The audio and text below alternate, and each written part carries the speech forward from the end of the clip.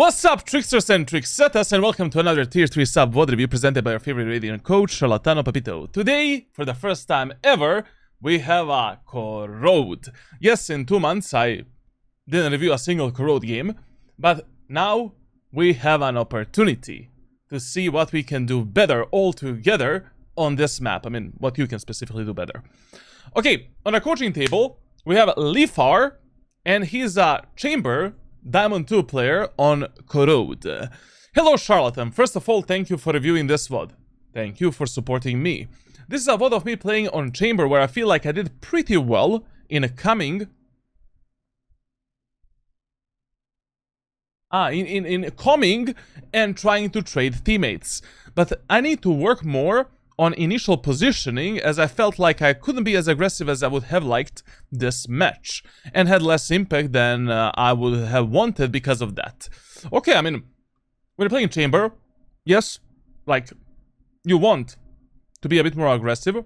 I mean, to be honest, one of the perks of Chamber is same as with the Jet. Like, I mean, you have an instant escape tool, especially on a defender side. Like, I mean, you should be going for some aggressive setups, plays. I mean, every setup with Chamber is a safe setup, as long as you have teleport with yourself, and as long as you use it fast enough to escape the fight.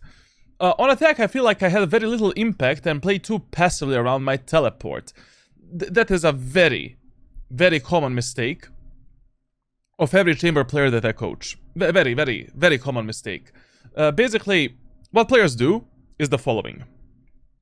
Just a second, I'm opening the Valorant. So players will like, I don't know, you're pushing B side for an example, you know, and you put a teleport here. Okay, that's like your default teleport to push B, this one or this one, depending like if you want to go towards the CT or towards the right side, doesn't matter.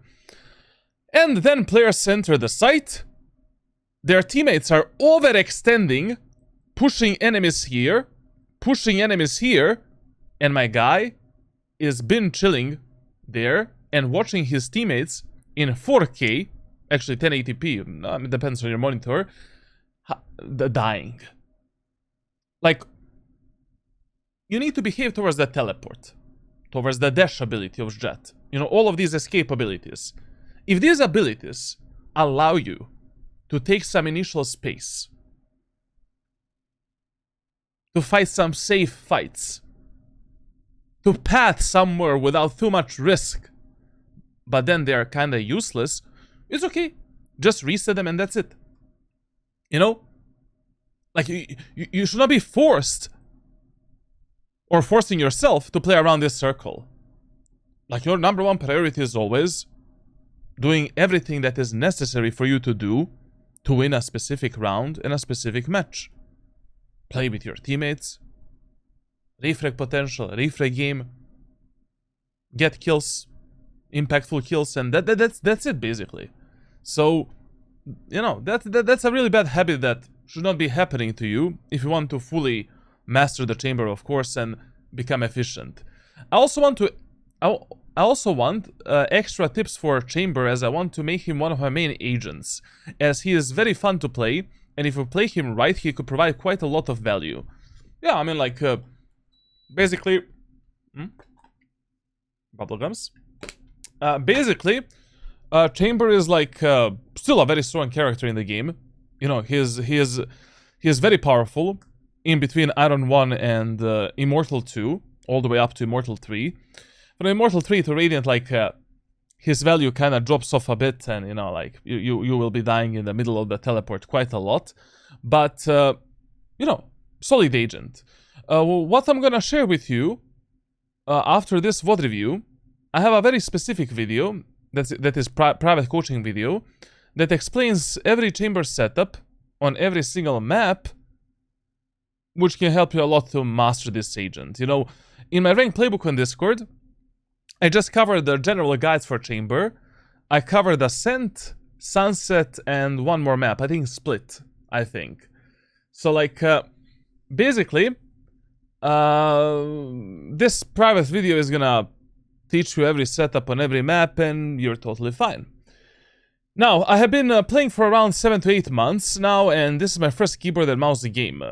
Okay, good to know.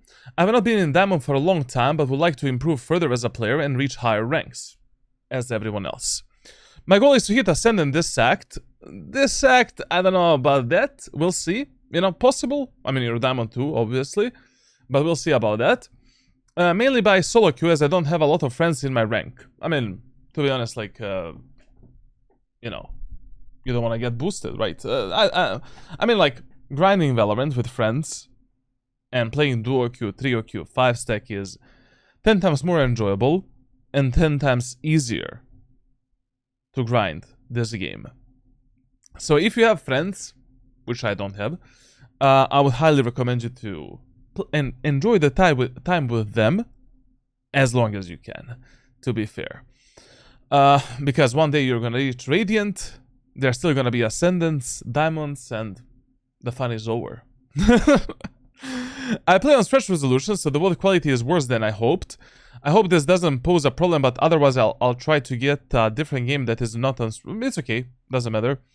I also try to make sure you cannot hear my keyboard, but my mic is just too sensitive, and it still picked up the sound, so sorry. No, it's okay, it really doesn't matter. Like, as long as I can see the pixels, as long as I can see your mistakes, as long as I can see you whiffing the shots, we are good to go.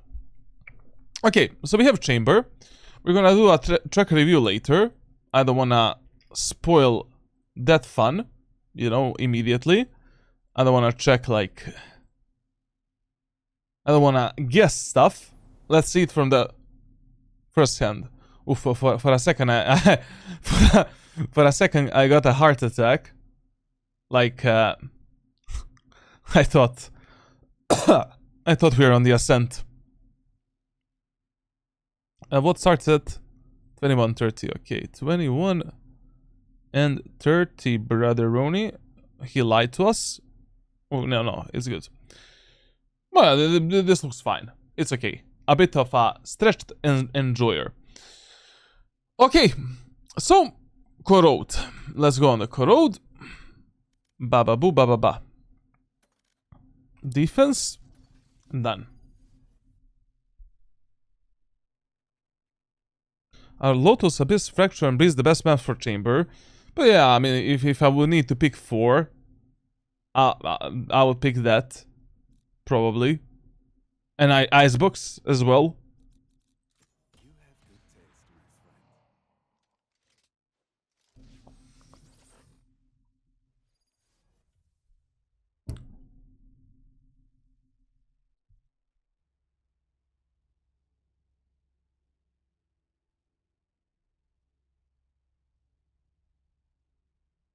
By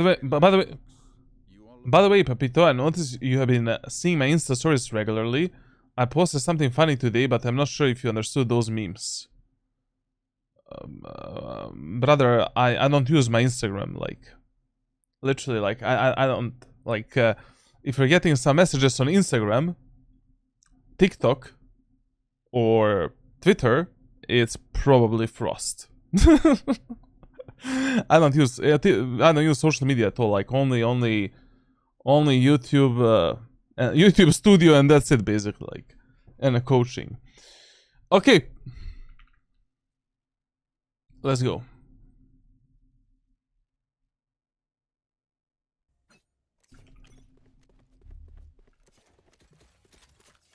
So, Corrode.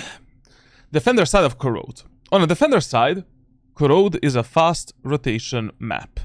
So basically on Corrode, you always want to prioritize reflect potential, playing with your teammates, over the map control. Over the bomb site control, essentially. Basically, bomb sites on Corrode are not actually your highest priority to defend with your life. You know, only in eco rounds, high buy rounds, low buy rounds, it is okay if you die trying to defend the bomb set and trying to trade yourself for as many kills as possible. But in the first round and full buy rounds, you always prioritize playing with your teammates, staying alive, and that's it. And on this map, you prioritize the mid control over the bomb site controls. Most of the rounds, you will be starting on this map in mid. Most of the time. Only when you're 99% certain that the enemies are gonna go B or A, you start B or A, based on the enemy's pattern of pushing. Now, the main problem with this map is that you really need to read the game a lot. Rotations take a lot of time, especially if you don't have a mid control, you're kind of fucked. You know, if you need to rotate from B to A towards the spawn, your teammates are already dead before you even come close to the bomb site. Now, this is the map on which you need to play a bit more semi-aggressive in almost every full buy round. So what does that mean? That means that simply playing passively, you know, beyond these lines, is kinda not an option on this map. Your team needs early information. You need early information. We need some map control. We need to fight for mid. And we need to do all of that in ranked solo queue with teammates that don't want to listen, don't want to cooperate, don't want to play together. So we need to figure out how to do some solo setups and how to stop enemies ourselves. Now, when it comes to Corrode, B site is your default site. Like, B site is so far statistically much harder for the retake rather than A site, especially if enemies take the CT control. You're kind of fucked. Like, you're not gonna have a fun time at all. So, how do we play first round on Corrode on a defender side with Chamber? So, in the first round, you can gamble on the B side. It's fine. Like, basically, you can go for a classic light shield, 4 headhunters, or a classic light shield, 2 headhunters and a trademark if you're the solo sentinel in your team.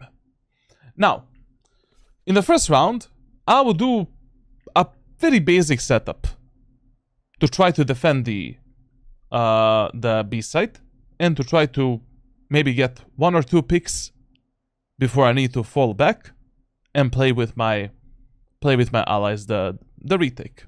So, the setup is the following. To be honest, like, even if you're a solo sentinel, in the first round, just go for the classic light shield and 4 headhunters.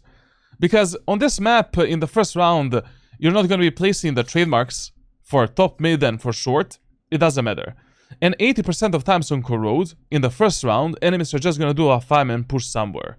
5-man push B, or a 5-man push A. Classic light shield, 2 headhunters, you're totally fine. Now, in the first round, as I said, like, I would just do a very basic setup. We don't need to experiment too much. We just want to abuse as many off angles as possible to surprise the enemies and potentially get some frags.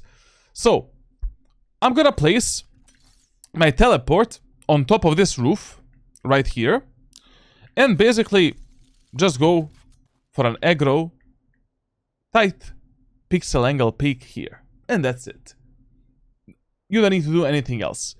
Of course, because you're playing Chamber, as soon as the round starts, you can get onto an off angle, scale a bit more, put yourself in a better position, and now we hold this angle. We hold it wide because if you hear the enemies pushing, probably they're just gonna swing like monkeys. If some recon abilities are coming in your face, eat them and try to delete one enemy from the existence. Immediately take this off angle, but play it in this way, where you play towards this edge, and you're trying to drop towards the top mid. We try to go for another headshot, and then we're slowly going back towards our teammates, staying alive, and playing the retake with our teammates. That's it. I wouldn't experiment too much, like there's no reason to do that.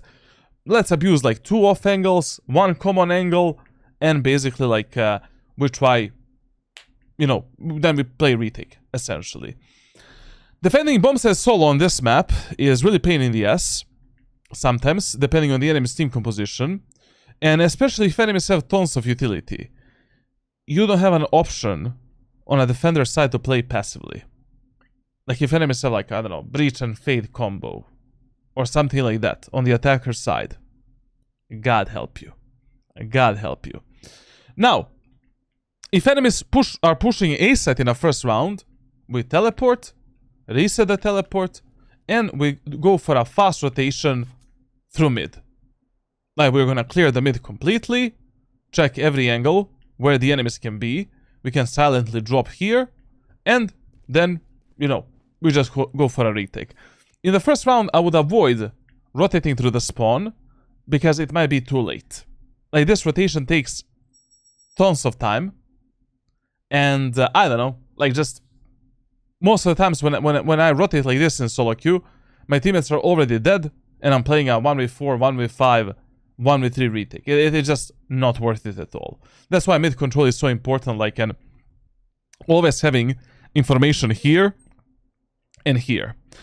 With Chamber on Corrode, we have some very interesting setups that we are going to discuss a bit later, but in the first round, there is absolutely no reason to complicate at all. So, let's see what our friend Necro from Netherlands is gonna do. Listen, whenever you're placing the chamber's teleport, always try to maximize the efficiency of the teleport. God, I mean, Valorant Games, CCP, gave you a tool with which you can teleport on off angles and elevated positions. But let's use it. I mean, if you're defending B site, most of the times you want your TP to be here, here, or basically onto the tower right here. You're like, your TP, like, why the hell should we have a teleport here when we can instantly abuse some kind of an off angle to fuck up the enemies? We can TP here, take a short fight, drop down, take another fight. Very risky teleport, very risky angle. Most of the times your TP should be on top of this roof right here. On the roof you can take so many different off angles, like literally just insane. And what is the purpose of this teleport? This TP you usually use like when enemies have tons of utility to enter the bomb site. Like they have a Fade ultimate, Breach ultimate, I don't know, like some big ultimates. And you know that you're not gonna have a fun time defending the site passively.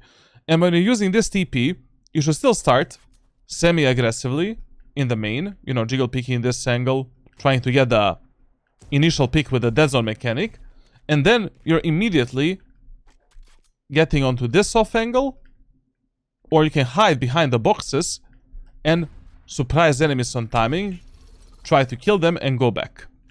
So those are your options, but this is not an option. Also on Corrode, I would never play on a defender side without the light shield in the first round. It is just absolutely crazy to do that. Very claustrophobic map. A lot of the close range gunfights. Done. Now, one more strategy that you can use on Corrode, especially with Chamber, is the following. We actually have a classic pistol shorty, so obviously, like, obviously I developed some kind of a classic pistol shorty strategy. So what you can do on Corrode is the following. Basically, we can put the teleport all the way into the CT right here. Drop the shorty at the start of the round in this corner, down there. Classic light shield, one headhunter. With a headhunter on this angle, you're trying to kill the first enemy, switching to the shorty. Enemies are pushing in, you're dodging them, and you're trying to surprise them like this. You jump, kill the enemies when they're close to you, instantly switch to the classic pistol in the middle of the jump, and teleport away. Your chances that enemies are going to expect you here, borderline 0. And especially against the team comps that don't have a lot of recon abilities, very good strategy. Very good. Especially here, like, you know, you're playing on the bomb side with the Sky. Sky can destroy. The Eye the Seer of Fade, and we can just demolish one enemy for 2 enemies, maybe. And one with a Headhunter, and one with a Shorty. But okay, let's see what our friend is gonna present.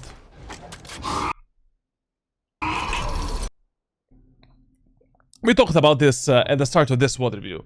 Basically, when you're playing Chamber with the teleport, even if enemy's recon utility locks onto you, stay there.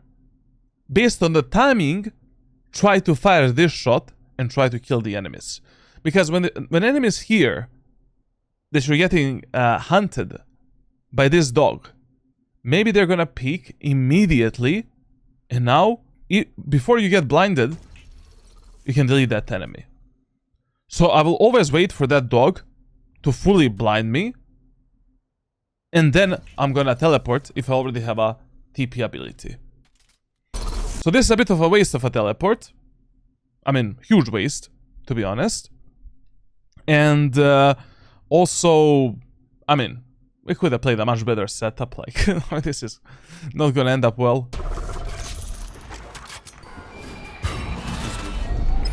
Oh, bro, the first round strategy with the Shorty would be so amazing here. The Fae did a very stupid, like, eye. Enemies are just pushing like dogs. Like, this was a free kill with the Shorty. And by the way, especially in the first round, I highly advise you and recommend you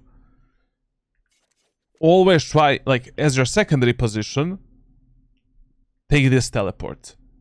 Put a TP here, go for this, and you need to drop behind this roof, behind this house, so that we can isolate the fights left and right without getting stuck into a one and done angle.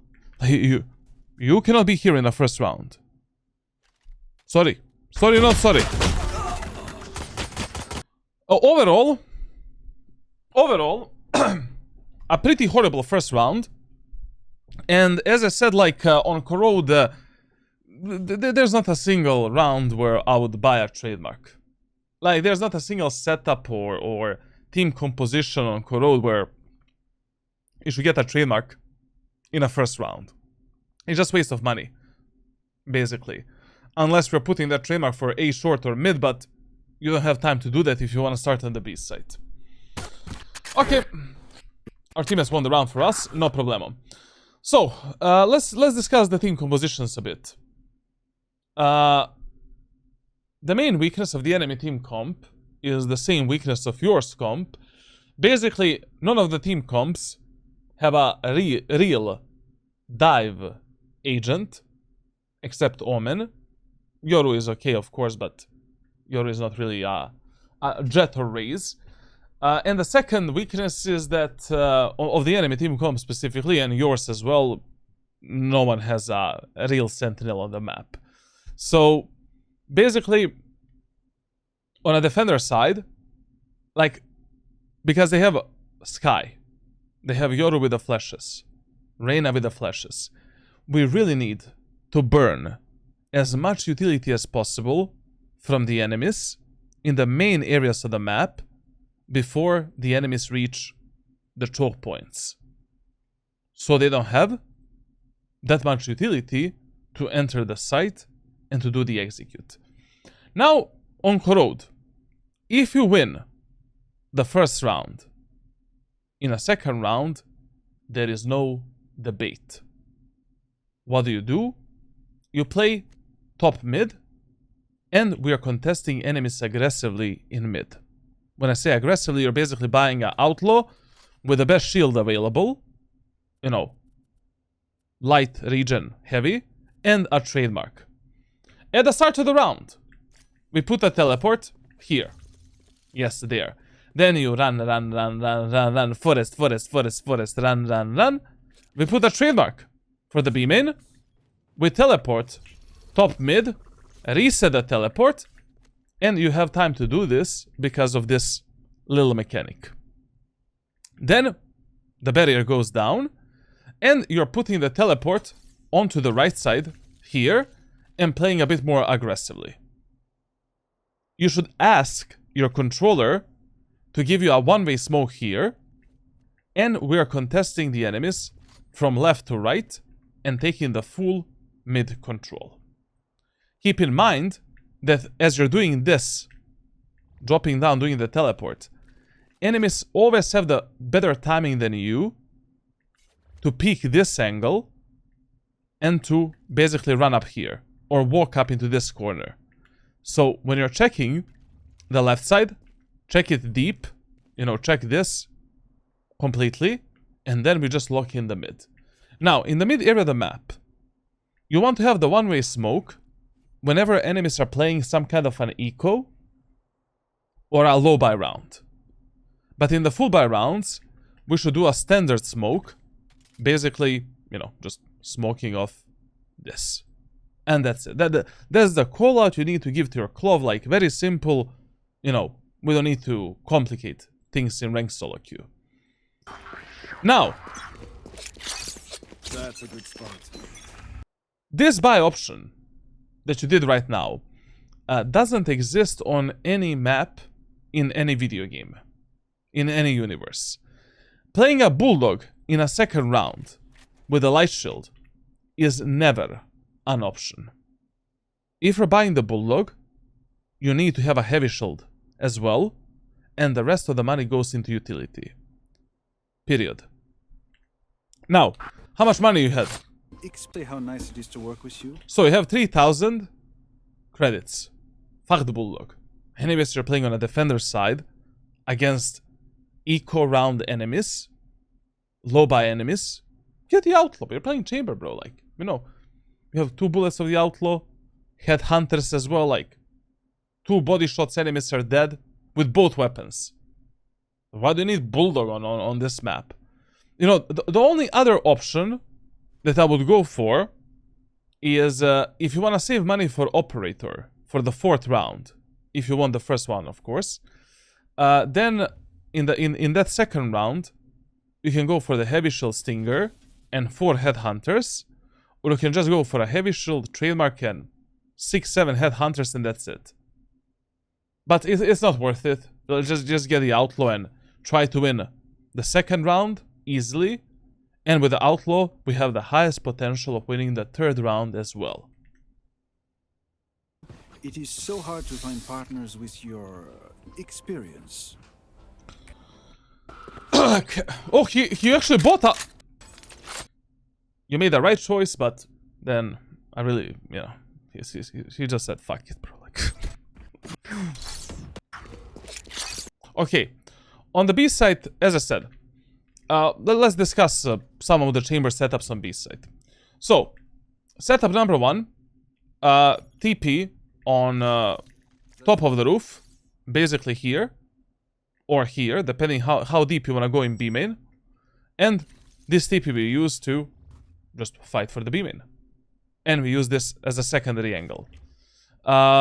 This teleport is also fine as some kind of a variation, but I just don't, I don't know, I just think it is much better if you teleport here, you know? Maybe you take this type of a fight, then you can, you know, jump on top of this roof with a bullet, masking your footsteps, and now you take this as a 3rd angle. Like, I just don't, you know, I never advise the players to play the positions where you're absolutely stuck and where you can be cucked by the enemies completely. Now, another setup, as I said already for tower simply, like in city, you can just put a teleport, you know, in the spawn. We can jiggle pick this angle, try to kill the enemies, and you can instantly get onto an off angle such as this one. Basically, you can look down, stay for like 2 or 3 bullets, drop down, re-engage the enemies with the teleport. We use 3 chances to kill the enemies. Then, you know, we can play around the box. We can hide here with the shotguns and destroy the enemies. But for that, we need a deeper teleport. This off angle is really good when you think that enemies are lurking through the beam or they're pushing slow. Because this is one of the best lines of sight that you can take if you're holding B, but you lost, let's say, I don't know, like you don't want to fight too aggressively, you want to try to surprise the enemies, especially with the op. If you think enemies have a lurking Cypher, free kill. Like, if the guy goes like this, he is dead. If he engages you, he is dead anyways. Now, when it comes to like playing deeper into the beam-in, we talked about all of the teleport setups there. And we have this top mid setup that I use for fast rotations. So I'm like, I don't know, I'm 60% certain that enemies are gonna go B. And I wanna play B site. We can use this teleport first. Baba boo ba ba ba. Baba boo ba ba ba. And then, you know, some kind of a baba boo ba ba ba. Again, around the teleport. But if you're wrong, if enemies are not pushing B site, and there's no baba boo ba ba ba, okay, super fast rotation. Like you cut your rotation time by a lot, to be honest, like by 3 seconds minimum, and you're there to support your teammates.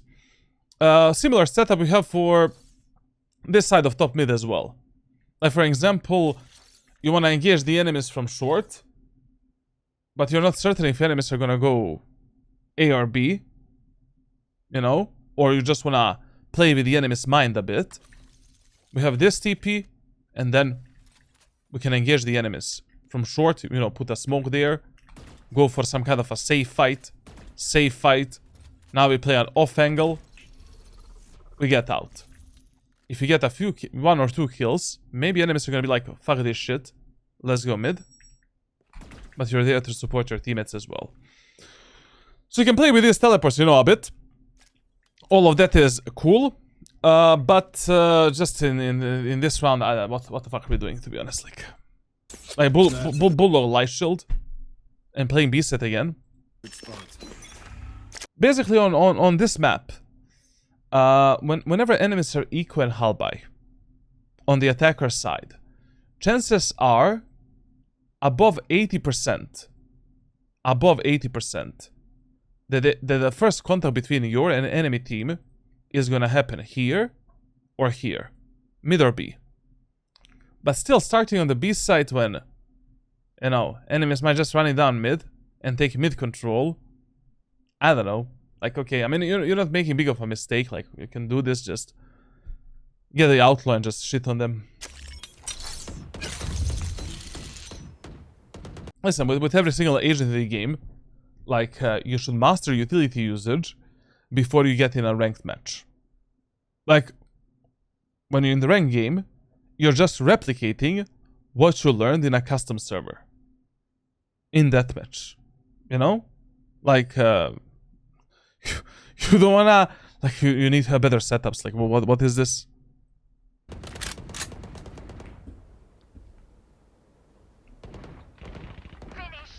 Nice. Well played. Finish. Taking court, no.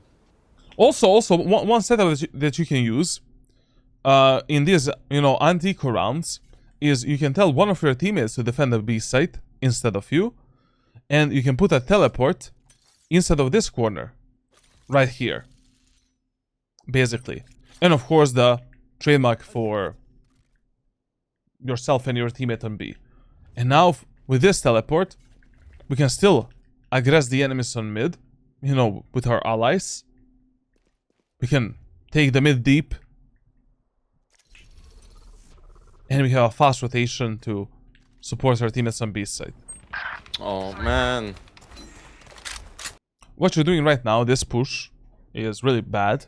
Like, enemies are playing an eco round. Second round of the match on the defender side. Only God knows how enemies are gonna play on a macro and micro level. Like, especially with the chamber. Especially with these agents that, with which you really want to abuse operator. Your economy management needs to be superb. Your amount of deaths low as possible. Like, I mean, especially on a map such as Corrode, you want to get the op ASAP, to be honest. Like, I mean, on this map, you want to abuse every single weapon in the game.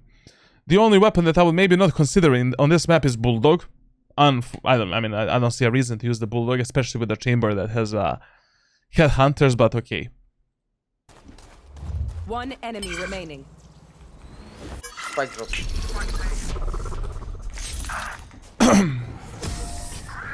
Okay. Like this guy, sorry. Maybe. Enemy chamber name is Genichimaru. Fun fact. I was young. I was really, I was retarded via boo, like stuff like that. That was the name with which I got Challenger for the first time in League of Legends. And I'm not proud of it, but yeah. Okay. Third round on B. So you like first 4 rounds of the match are the learning rounds. So in the first round, enemies went B. In the second round, enemies try to do some kind of an A split. What do we do in a third round? This is still not a pattern that we can take as a fact. So right now, I would actually play mid and just play fast rotation towards the B side. So this is one of the rounds where I would use, that fast... I mean, you can just put a TP here as well and just engage the enemies from top mid again. But this time, I would ask for my controller to give me a standard smoke there as I'm aggressing the enemies on mid. Like, basically on Corrode, like, if you cannot read the enemies, you don't know where they're gonna go, just take mid. Probably you're gonna have some kind of a fight. Probably, like, you can get some pick for your team and be like, wee wee, croissant.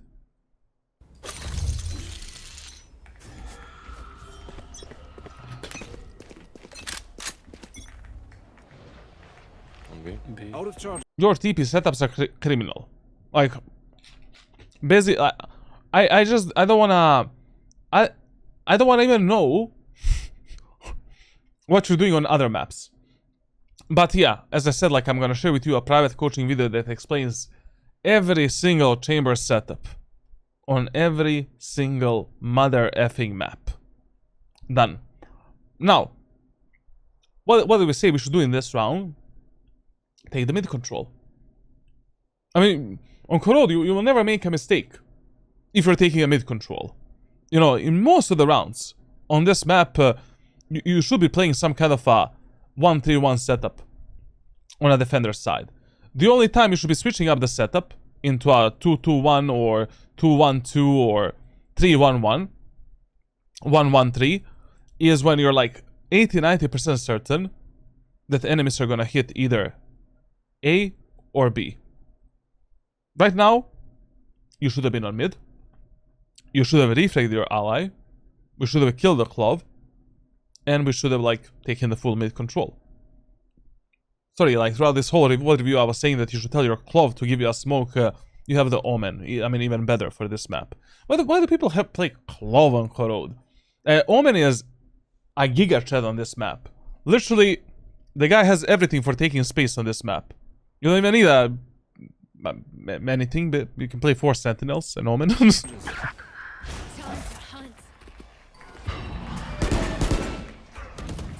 3 at least. Nice, Omen. No problem. Oh, madre mia. Okay. Listen. With the why are you even repositioning here? For God's sake, we're playing chamber. You have a teleport. First question is like, how are we starting so passively?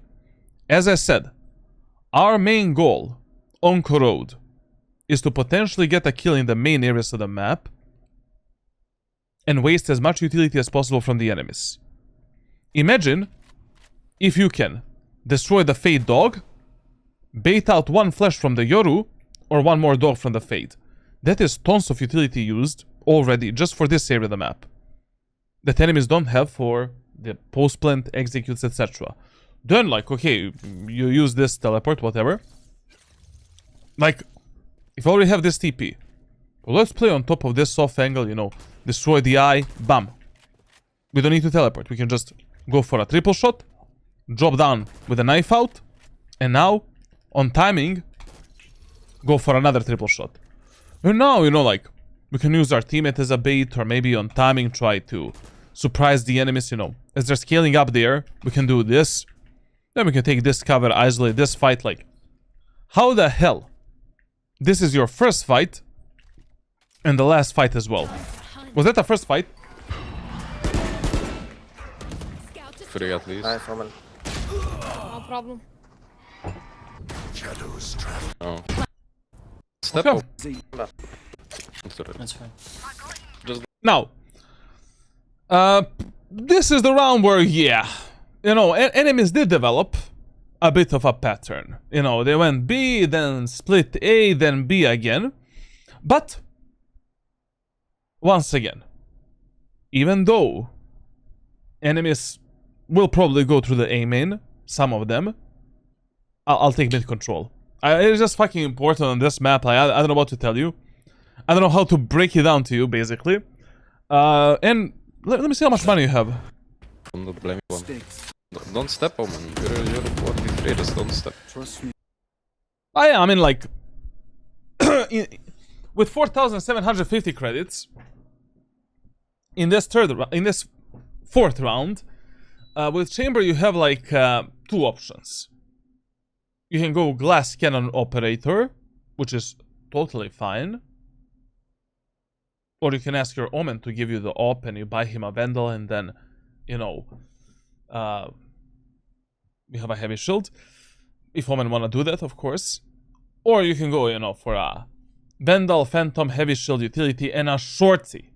Like on this map, more than on any other map. I mean, same as on Bind, Sunset, Split. Shorty should be the weapon that you carry with yourself every mother effing round. Now, how can we play? How should we play this? Like fourth round of the match. Now that we know that enemies are probably gonna do the A split or the A push. Sure, we can use our trademark here, no problem, to guard this area of the map. But what type of setup we should use in terms of your teleport? Basically, in A short, you don't have that many options. You know, if you cannot trust your teammates to hold this line of sight, you cannot put your teleport here. If you're aggressing the enemies in A short. The reason for that is because if you teleport, once again, you're stuck and you're not gonna have a fun time. Now, one thing that you can do is you can put a teleport on this position, for an example. And basically, we can aggress the enemies on mid with our teammates. You know, Omen give us a smoke. We fight together, whatever. Then we take this angle. Then we fall back here. Then we can TP away towards the site and stay alive. If the enemies are just running down through the A site, okay, from short, we still have a TP. We can play behind the box, on timing, try to surprise the enemies, try to kill them, and try to delete them. So essentially, that's one thing that you can do. But of course, if you just wanna go full on deep, you know, into the mid area of the map, like you really think you're gonna be fighting on mid a lot. Fuck, like just, you know, use a TP in this corner and no second guesses. Like just if you plan to do something like this, you need to have a deeper teleport, obviously. Yeah, I mean, let's see how this one is gonna go. I'm really curious. When is the merch dropping? I'm still working on it. Like, I have some early designs, as you can see. Until the end of this year, 100%. The playbook, the merch, and the coaching website will be up. 100%. Wednesday do. It's alright, it's alright. Just don't push them. try to maximize the output of your teleport. You know, like for an example, you wanna aggress the enemies in the A main area of the map. Where do we put our teleport? Here or here? Here if you want to go a bit deeper. Here if you are just gonna fight in a default way, you know, just for information and to potentially get a pick. Why? You know, you do this, you take a fight, bam, an off angle immediately. On timing, we can pick the enemy, surprise them, drop down. Another safe angle. Another safe angle. We just scroll back. Pull out the shorty. Kill the enemies.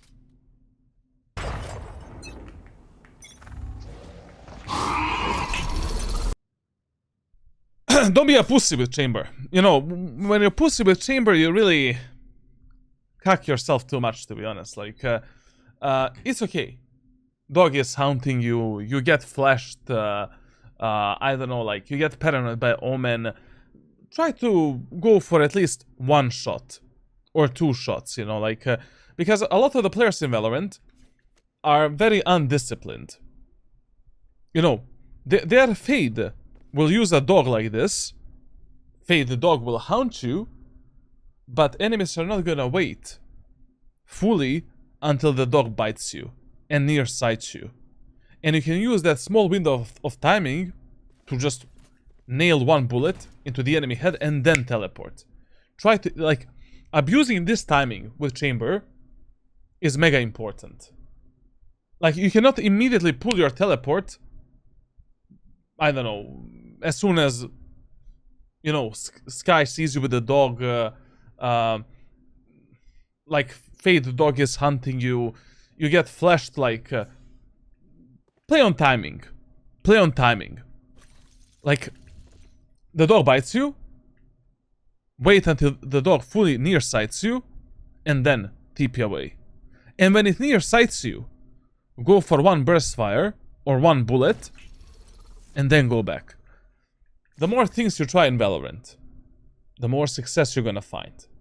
If you're never trying anything, you will never see any success. It is as simple as that, basically. Like, so, yeah. Hey. Nice, Omen. Nice. By the way, I really don't understand the trademark that you did for the A site. I mean, it's okay. Basically, on this map, you don't have that many trademark options. Like, we have this trademark. We have a standard trademark for short. We can just put it in the middle, to be honest, it doesn't matter. Like, what I love to do, if I'm at the start of the round, if I'm already putting this trademark, I'm gonna put it like this. So basically, the enemies cannot cross here, and they cannot cross here without destroying the trademark. Then we have a trademark for the B set that you can put either left or right. And at the start of the round, you know, maybe you can do this, but usually, I don't know, this trademark doesn't do that much. I mean, it does, but we use it, you know, no one is here, and you're playing alone in this area of the map. Okay, I mean, like, you can use a trademark for the top mid and defend the B set alone. But this one that you did, it's I don't know, pretty weird, in my opinion. Man, the boss, man. Beautiful, Omen. Like just imagine the scenario where in this round you actually teleported. Sorry guys, I kind of got lost on the map. But you actually teleported up here. Easiest kill of your life. Then third angle, another easy kill. Why? Because Reyna Flash will not flash you on this angle. At least not in the way that Reyna did. There's a huge margin of error where that flash is not gonna blind you. Rest is A. My ultimate ready. Reyna one HP. One enemy remaining.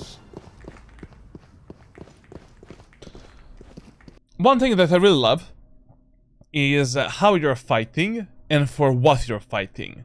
Like, one very big tip that you follow on Corrode is that you always prioritize the elbow control over anything else. The elbow control is very important. Mega important. And for this area of the map, you want to fight the most. Especially because with the chamber, like, you can surprise the enemies in so many different ways. Like, basically, you know, you can go for some kind of a setup like this. You have the op, but you have excessive money. You drop a bucky, basically, here. Take the op, put this teleport. With the op, we can take an aggro peek, kill one guy. Kill another guy. Kill another guy. Pull out the bucky. Kill the whole team, I guess. Like, I don't know. So, Teleport's ready. very, very nice. But as I said, like, if you already want to put some kind of a trademark, like, for, you know, a short and this area of the map, just do this one. This one does the job. More than good. Subspot, we'll see, man. Oh my god. Oh my god. Let it. Okay, listen. The main weakness of the players in ranked solo queue is what? They're way too repetitive. When enemies develop some kind of a pattern, follow that pattern and try to counter them and try to fuck them in the ass. That's it. Like, you're playing chamber. The agent with the teleport. The agent that can take any early duels. Your job is countering enemies on a defender's side and making the early numbers advantage. So, right now, where do you think enemies will go? Either mid or B. They're going A, B, C, D, E, F, G, A, B, C, D, E, F, G. As long as the enemies are using this pattern, we are using this pattern as a main value to position ourselves. So, what should you be doing right now? Fighting mid with a Reyna and Omen. Like, what we can do in this round, because we have two teammates that fight with us, we can basically put a TP here, put a trademark for aim in, and, you know, just fight with our allies. Then, if enemies push us back on mid, we can still reposition towards the Reyna and Omen and play with them if somehow enemies isolate us in individual fights. Done. Or simply start top mid, like, who the fuck cares, like, to be honest, like, you know, like, just put a trademark for B and put the teleport here and just fight. I mean, don't get me wrong, it's only the first like 4 rounds of a match. But usually, you know, these early patterns that you see from the enemies are the patterns that players will use mostly during their game. You know, in the first four rounds, you already know how the match is gonna go. You know, in terms of how enemies are playing, how your teammates are playing, and what patterns they're abusing. Like, and once again, what is the problem of this 5th round? Enemies are eco. Enemies have a low buy. And when the enemies are low buy, we ask our controller to do the one-way smoke here, take the full mid control, and play fast rotations left and right. And we are primarily gambling that the enemies will make the early contact with our team in these two areas of the map.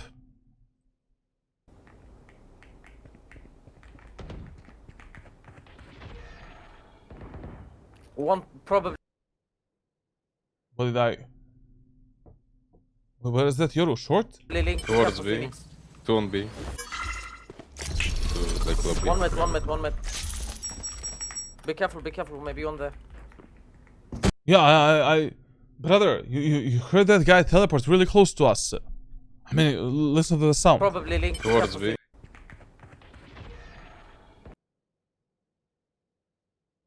B. You literally heard that guy teleporting short. Okay, first of all, One probably link. picking up this orb was okay. I mean, we still have a teleport, so it's fine. One tip, please, when you're putting this teleport around this box, always put it on top of the box. Why? You get another free angle, essentially. You know, like if you teleport and enemies are coming through aim in, we can play here, drop down, bam. 2 fights. Enemies are going through short. We can maybe take this off angle, bam, bam. Now, one mistake that you did here, 2 mistakes.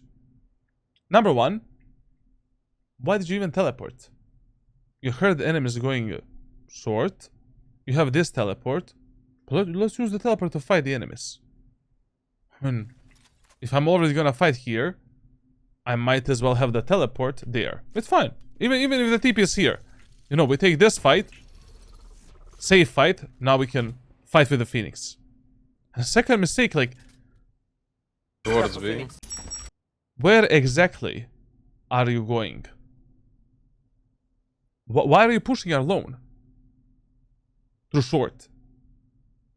Wait for the Phoenix. Or tell the Phoenix what you want to do. Play together. On this map, everything is about, you know, team play, reflect potential, that's it. Especially if the enemies are eco and hull buy. Now listen. If this was a full buy round for the enemy team, one thing that I would probably recommend you to do against a team composition that only has a chamber as a sentinel is to do this. You know? Especially if you already have this teleport. Like, you can just swing out, clear this whole area of the map alone, and take a lot of information and a lot of space for your team safely. And then you can make a decision, do you want to go for a fast flank, fast lurk, or do you just want to reset? But in this round, like, Don't be. Like, you did this, we just play with the Phoenix. That's it. One with one. Be careful, maybe on the. OT. Last You kind of lost this round. I'm not gonna lie. Like, I don't know why did you force a solo fight on an one and done angle in the middle of open against eco halba enemies? Why are you even closing the gap with them? You know they have like stingers, sheriffs, classic pistols, shorties, buckies. Like, you can see their economy. Now, let me just see how the enemy started the round. So, they started the round by doing the B split. And then when they killed you, they decided to go A. Okay, so enemies are still following the pattern. So based on the pattern, once again, you play on the A side. Now listen, on this map, if you're really certain where the enemies are gonna go, like for example in this round I'm pretty certain enemies are gonna go A. Fight a bit more aggressively with your teammates for the main area of the map. You know, ask for the flash, ask for the stun, ask for the paranoia, ask for the molotov, whatever. Like, I mean, here what we can do in aim and area of the map right now is just tell Omen brother, give us the smoke here. Basically, this smoke. Phoenix, come with me. Play on this angle. And wait for me to destroy the Fade Dog. You destroy the Fade Dog. Phoenix goes for the flash. And we take easy kills. Simple as that. Oh, bro, my voice is done. Hello, Charlotte, will you watch Dexter New Blood? Yeah, of course. I'm just waiting for my GF to come from her vacation so we can continue. I'm sick right now, no, but my neck hurts a lot, bro. Basically, I can barely speak. But mainly because I got an infection right now. Because yesterday I bit my tongue so hard. I made a wound. And yeah. When you have an infection, smoking is not the best thing ever.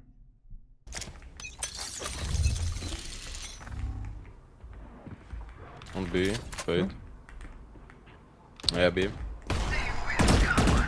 Right now, right side mid. Yeah, B.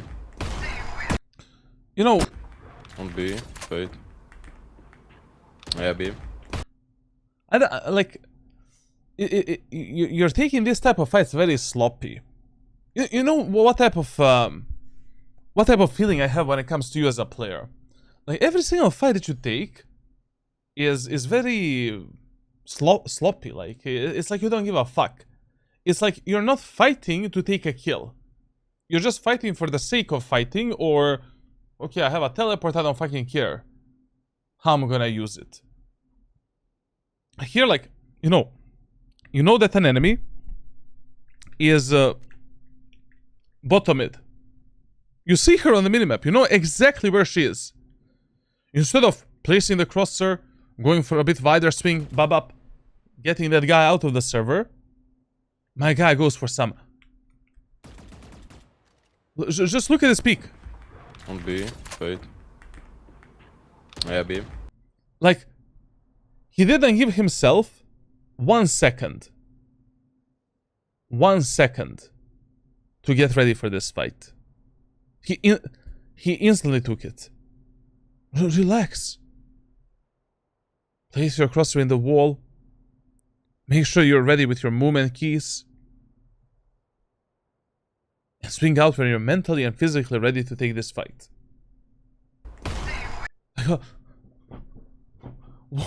What are you dodging, bro? Like, what is that crouch? Right now, right side mid. Free at least. By the way, this round is very important because... sorry. This round is very important because enemies change the pattern of executes. Cool. Listen. Let me give you one very important tip. So, when enemies reveal your location, you still have the chamber's teleport. And enemies can be anywhere in that location. Jump spot the enemies first, before you engage them again. Do this to see how the Reyna is holding that angle.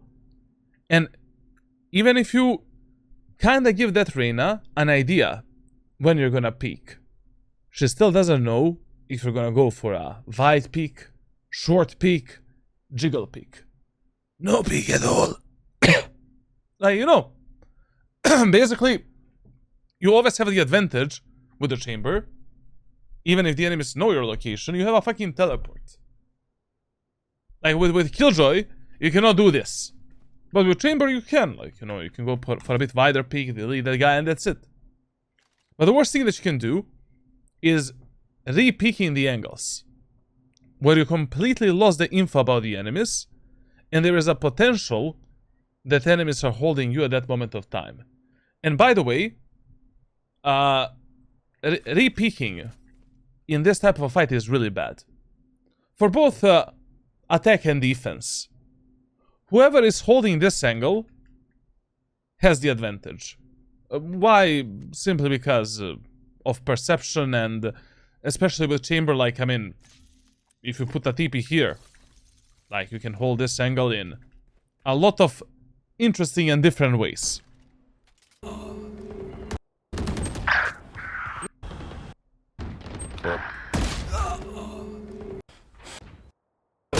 Okay. Push me. Free. This round playing A site, a good idea.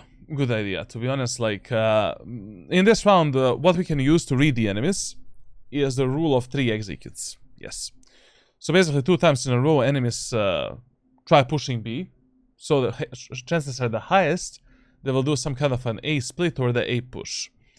Now in this round, once again, like, we can play aggressively and aim in and try to make something happen there, or we can contest enemies on mid together with Reyna and Omen. Now in this round, you're making a bit of an economy mistake. When you're playing Chamber and Jet, if you're one ultimate point away from the ultimate, meaning that, you know, if you just die in this round, you still have the ultimate in the next round, just force without your teammates. It's fine. Like, get the highest chances of winning this round. By something at least. You know? So here we have like a lot of money. Just a second. We have 3,450 credits. We can buy a Vandal with a light shield. Tell your teammates, hey guys, don't force. Anyways, I have a weapon for the next round. I'm just gonna try to be, you know, the hero AK, the hero Vandal in this round, and try to maybe win the round for you. We don't need to go for the Vandal. We can also go for the ultimate chamber setup, you know, Judge, heavy shield, headhunters, and a trademark. Something that players such as Horkus love to use a lot.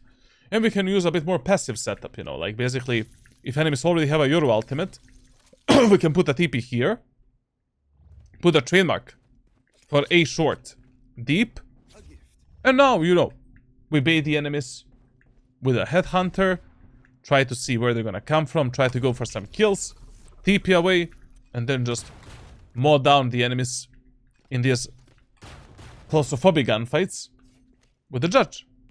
Before you go like here or something. I don't understand why you push mid all the time. I saw you push mid 3 times and all of you died. Go pigeon, we'll see, man. Only one time you didn't die from mid. That works. Just stopping picking. Let's dance. Stop pushing, stop passing. We're on defense, not fucking in attack. Who's next? Okay. Fade. This is really bad what we're doing, to be honest.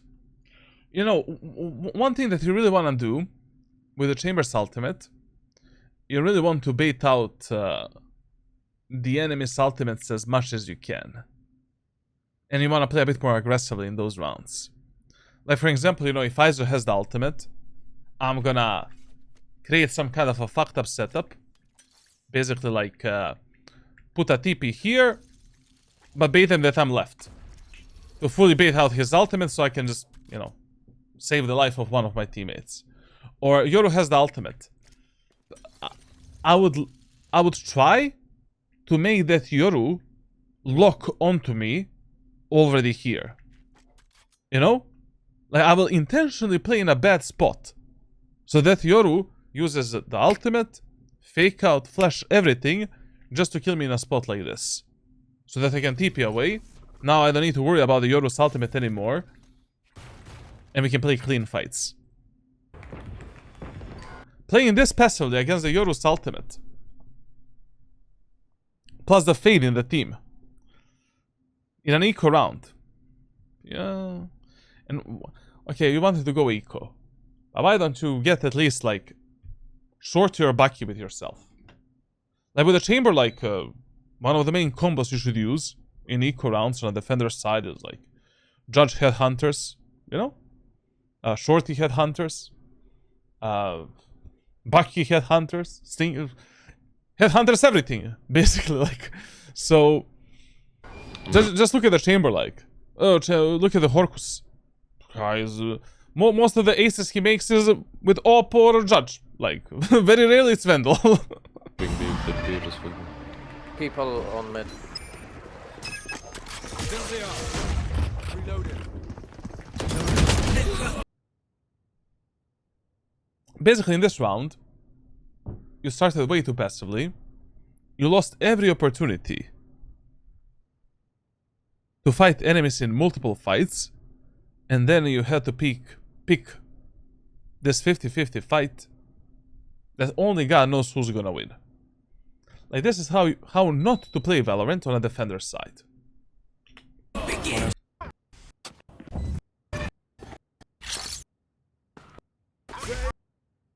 A, B, A, B. Where do we play now? Top, mid, B, done. So dead. Come on, let's use some brain, like you cannot play Valorant like this.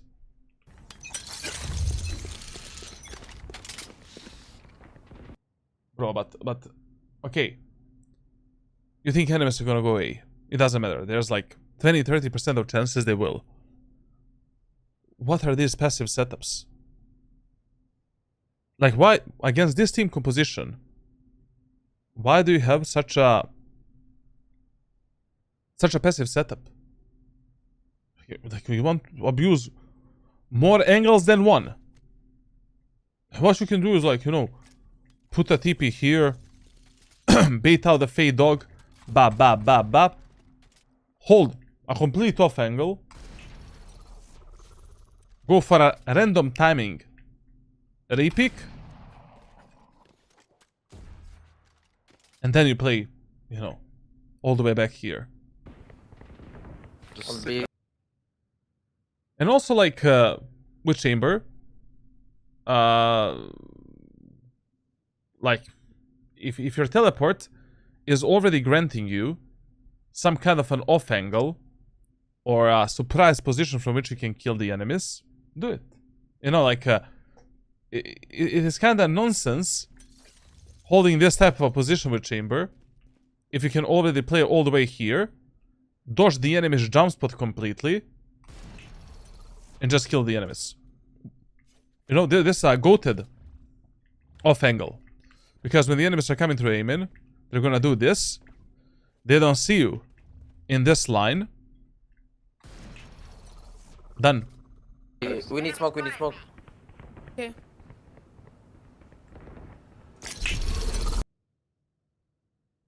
Anyways, your read of the enemies need to be better. You're playing Chamber. You're not playing some mumbo-jumbo agent.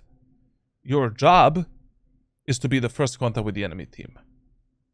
In 80% of rounds on the defender's side. I'll share with you some of the private coaching videos that explain all of these topics a bit more in depth. Like how to read the enemies properly, what are the nodes that you should be taking. There's also training for that as well. But this needs to be better. Like if you plan to main Chamber and truly master this agent, you need to be fluid. Same as with the Jet. Now, you don't have a default site. You don't have a site that you play 24/7.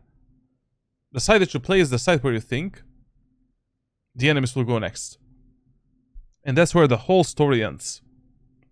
Yo, Jolmos, what's up? How is it going? I just wanted to say hi to the coach. They got me to Immortal 2. I'm glad, man. I'm glad. I'm good. Just bit my tongue yesterday. Now I have an infection, bro. Like, it's hard to speak, bro. Where should you play passive, Charlatan? But with Chamber, you never need to play passive. There's just some rounds where you just don't want to commit to any 50-50 fights. You know, if enemies are equal, how by like just play safer angles, soft angles, like don't commit too much to the fights, like hold tight angles, tight off angles and stuff like that. But this is, you know, he's basically wasting a trademark, wasting a teleport, wasting so many off angles, on angles, common angles. Like, at the end of the day, in that round where enemies said a Yoru ultimate, but you can also do this, like, you know, like this is a decent setup. Like, put a TP here, put this trademark. We can aggress the enemies once again.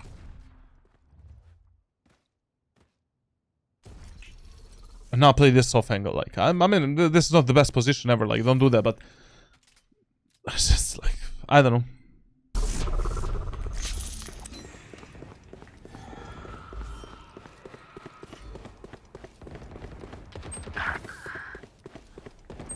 As I said, you will get the videos for all of these problems and solutions. Please apply them. I beg ya. Yoru's name is Unclone. Unclone, bro. Ank, that is clone. Yeah, he is like... Spike planted. This is too fun! Okay. One more tip. If you already know that enemies are committing towards pushing some bomb site, you know the spike is planted there, reset your trademark immediately if it is not useful anymore. Right now, your trademark is holding the push into the A site. That trademark can be very valuable for this retake. Maybe, you know, you're gonna end up in some kind of a 1v1 where there's 10 seconds on the bomb, and we can use that trademark to delay to deny one angle from which that enemy can fuck us up. Well, let's say, you know, the spike is planted here, enemy can go left or right. At least we can do this and just focus on one position, for an example. Same with the teleport. We both teleport and trademark. As soon as those two abilities are not useful for you anymore, you're out of range. Trademark is on the other side of the map where it's covering nothing. Get it back. Get it back. Last player standing. Teleport's ready. Okay. TLDR, you should have started on the B side. Now this round here is a bit more of a problematic round. Hear me out. Like usually on Corrode, one pattern that ranked players developed is that whenever they have some kind of an AoE ultimate, Breach, Brimstone, the Fade,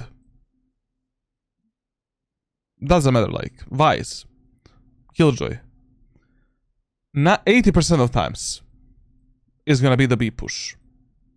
And we need to fight a bit more aggressively for this area of the map. Same as on Ascent, you know, like basically Corrode is like a Ascent polymorph with Breeze, with Abyss.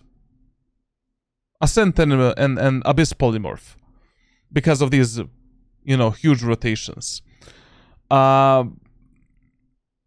Same as on Ascent, if you see that enemies have these AoE ultimates, you need to fight aggressively for this area of the map.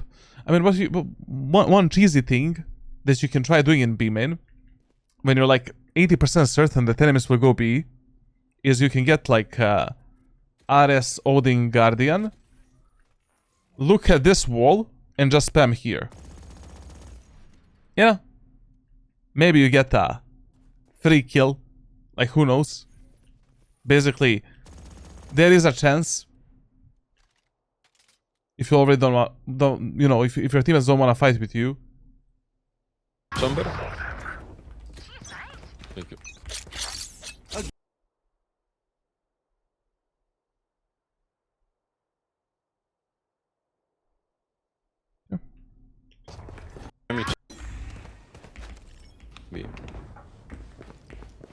B. Come B, fast.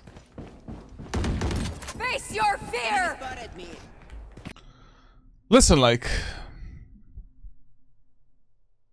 it's the same problems as the player from yesterday. Like, this is you cannot play one side for 12 rounds in a row.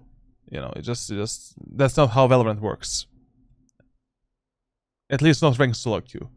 Remember that if you are not the one that is getting punished, if you are not the one that is getting reps, not the one countering the enemies, you're not learning how to do that. You're just getting carried at that point. You are not a carry. You are just another teammate, random AI bot on the server.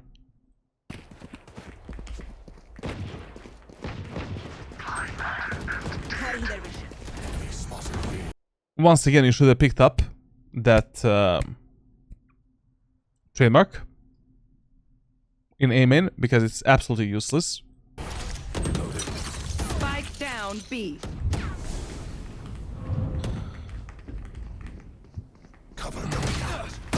It's mega dangerous here that you didn't clear the left side. I don't know how we know that no one is left. Maybe I missed something.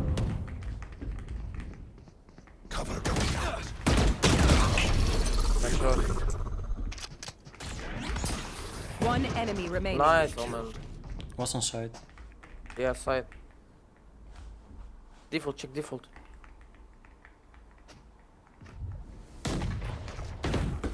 Main.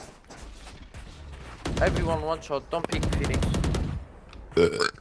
Don't push them, don't pick him. What rank is this? Diamond 2.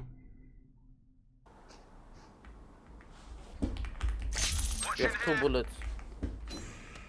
Very, very good reset of the teleport, I must say. Very good. The TP was 3 seconds from resetting, and we don't really know where the enemy club is gonna go. Pick up the TP, so we always have a portable teleport to place anywhere. And engage this club in a safe fight. Bro, why you fucking throw? Nice, Omen. Good Omen. Now keep in mind one thing. If there is only one enemy on the map left, and there's 2, 3, 4, 5 of you guys, fuck the map control. You don't care where that guy is gonna end up.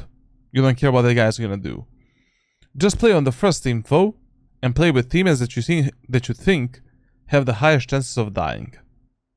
If you already know the enemy club is in B main, and that's the only info that you have, just hold the B main.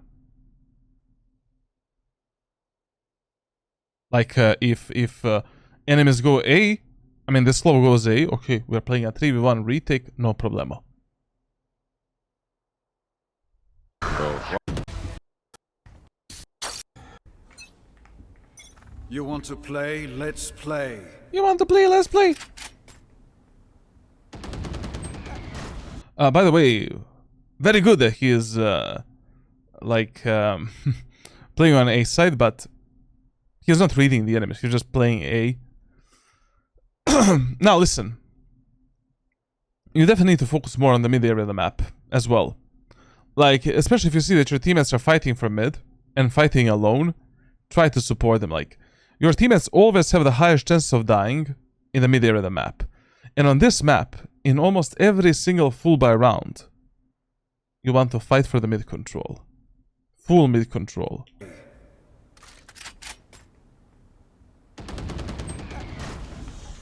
fucking push them, bro. What the fuck are they doing?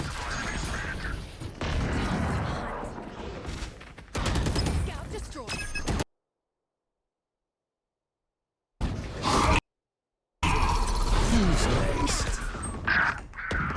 Hawk out. Blinded. Reloading. On me.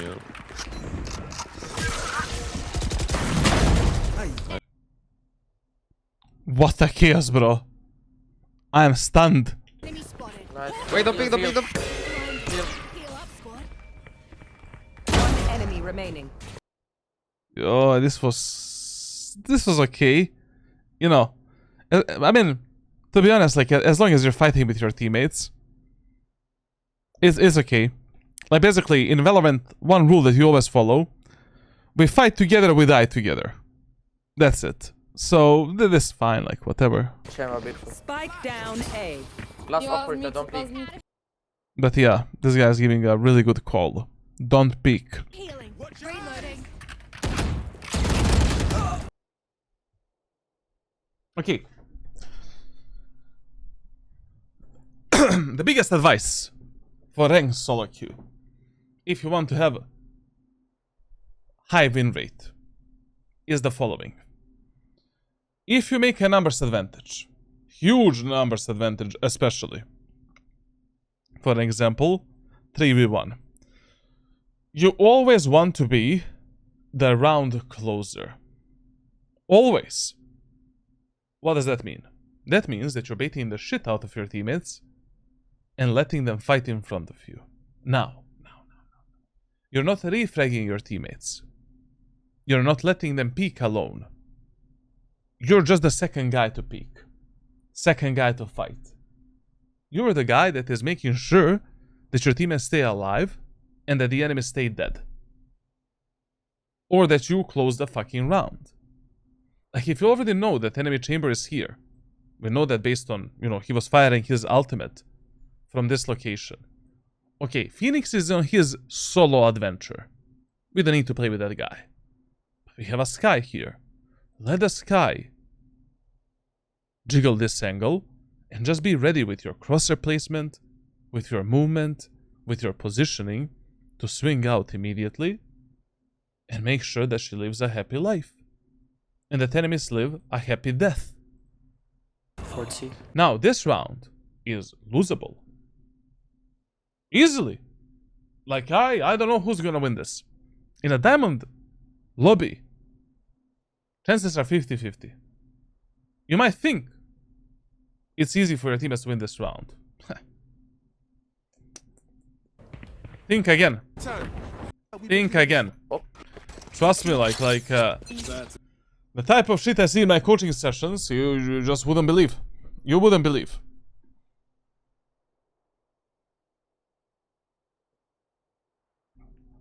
Basically, one golden rule of Valorant is if you're dead, you cannot complain.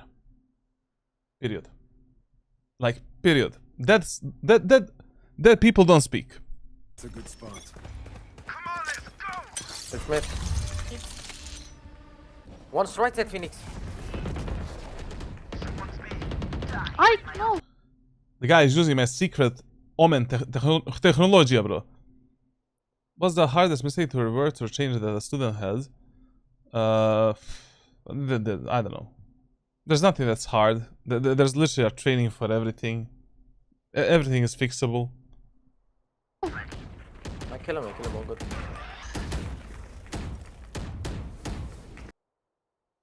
Oh! Bro, what is this peak?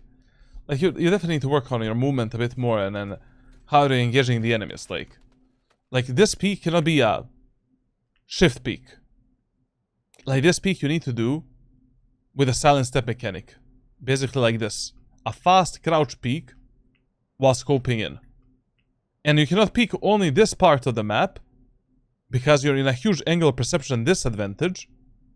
Enemies here already see the tip of your gun and they see that you're peeking them. So, if you already want to engage the enemies on mid and there's no smoke here, you know, with the TP, just do this. You know, get a bit out with a silent step mechanic and hold this angle and just do the flicks.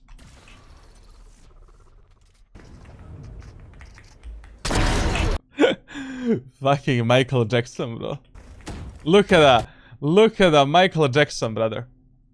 Just a second. I need to see that in slow motion. Come on, Michael. Look at that. Look at that. Michael Jackson, man. What the fuck is this guy doing, bro? Moonwalking.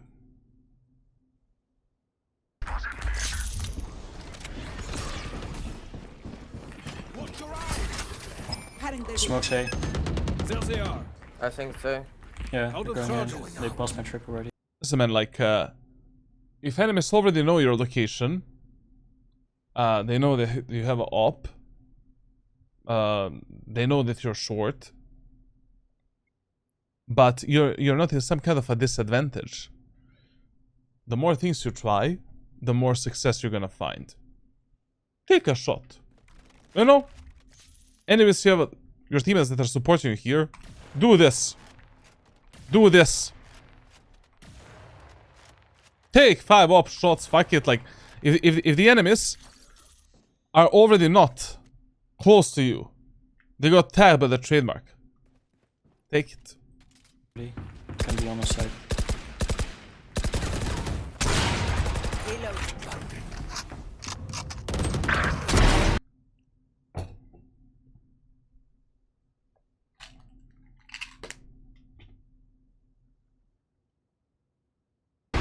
Nice, one close right. Spike down A.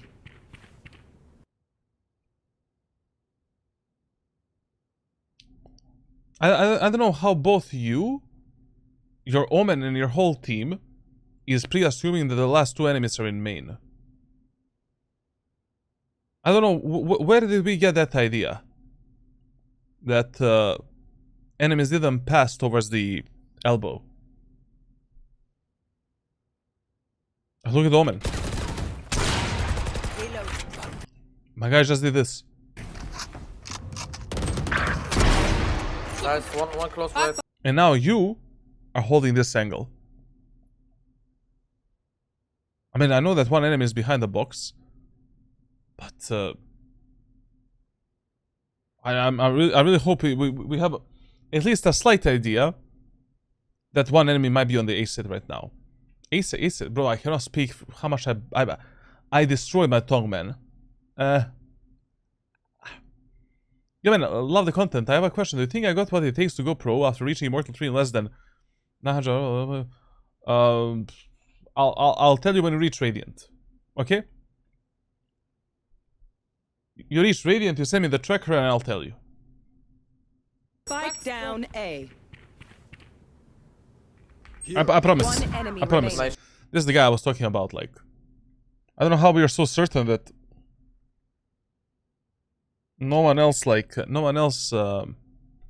took the elbow area of the map. Shot. Teleport's ready. Reloading. Elbow probably or not? Yeah, side. Spikes A. The guy even repositioned.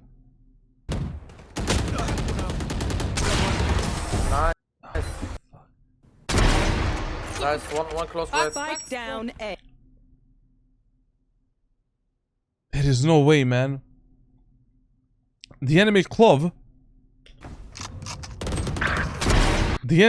used this timing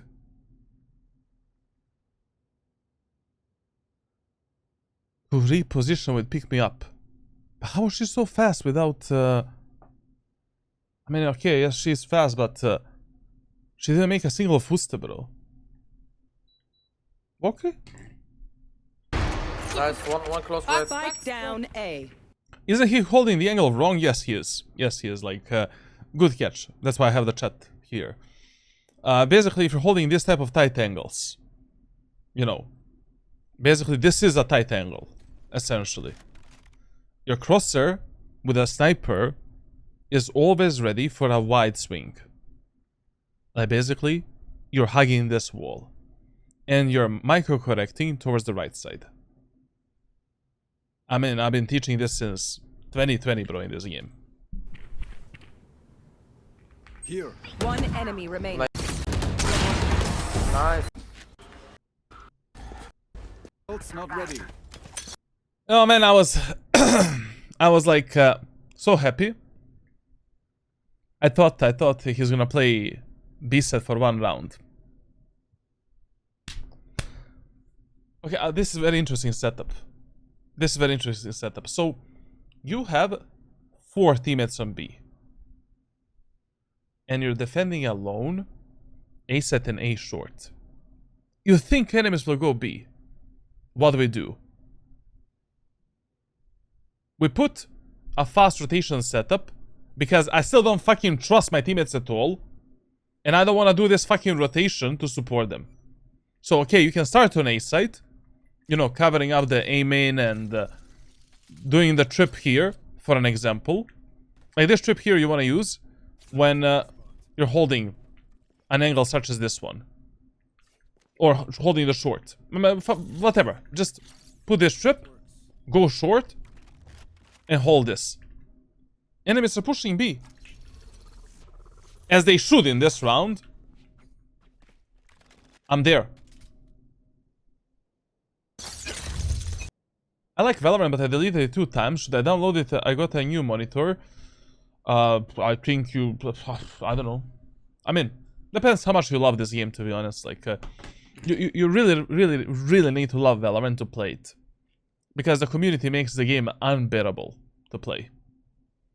Community and the matchmaking system and some other stuff, but I don't know. If I was a new player, I would probably just play Valorant. It's fun. For a new player, but for a player that played this game for 5 years, 12 rounds say like me, pretty much yes. He played B set only the first 2 rounds, and then he gave up.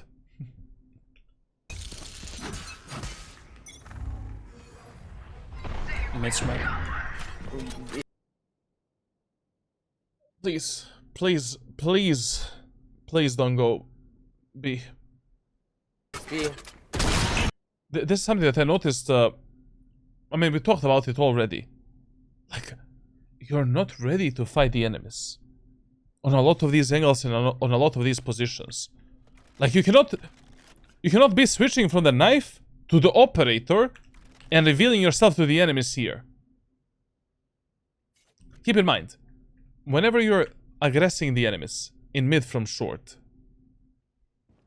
if you are walking, you're really, really slow. Like, you should already expect the enemies, you know, to be here, to be there, etc, etc. So when you're here, you should already be doing this. Crouch, scope in. Ready to fight. Clear all of this, and now we can, you know, do something. Mid smoke. It's B. Close mid. Nice. You had your fun.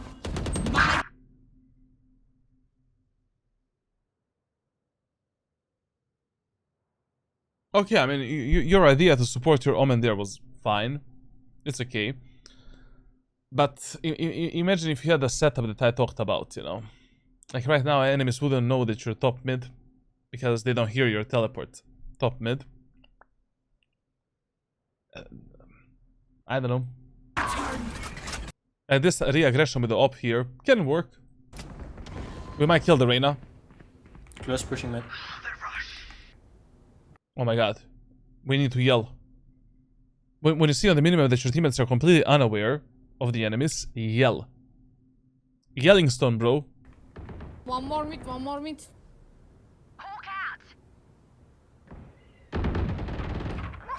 Nice.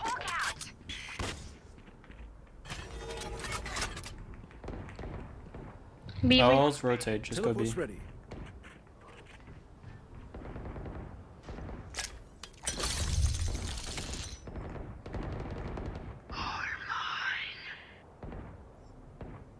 Okay. So far is okay, like everything that he's doing. Just now, yeah. Very good, very good, very good, very good. Fuck. You should have started rotating now, like, I mean... He had 3 teammates on B side, fighting three enemies in B main. I mean... Okay, we can just hold this rotation, hold this cross, until one of our teammates dies. But as soon as one of our teammates dies, like... You're sending it. You're aus. Fuck it, it's 3v2. So what if the enemies rotate on A and plant the spike on A? Doesn't matter. Let's play a 3v2 retake like normal human beings. Especially retaking A set is 10 times easier than retaking B site. 10 times easier.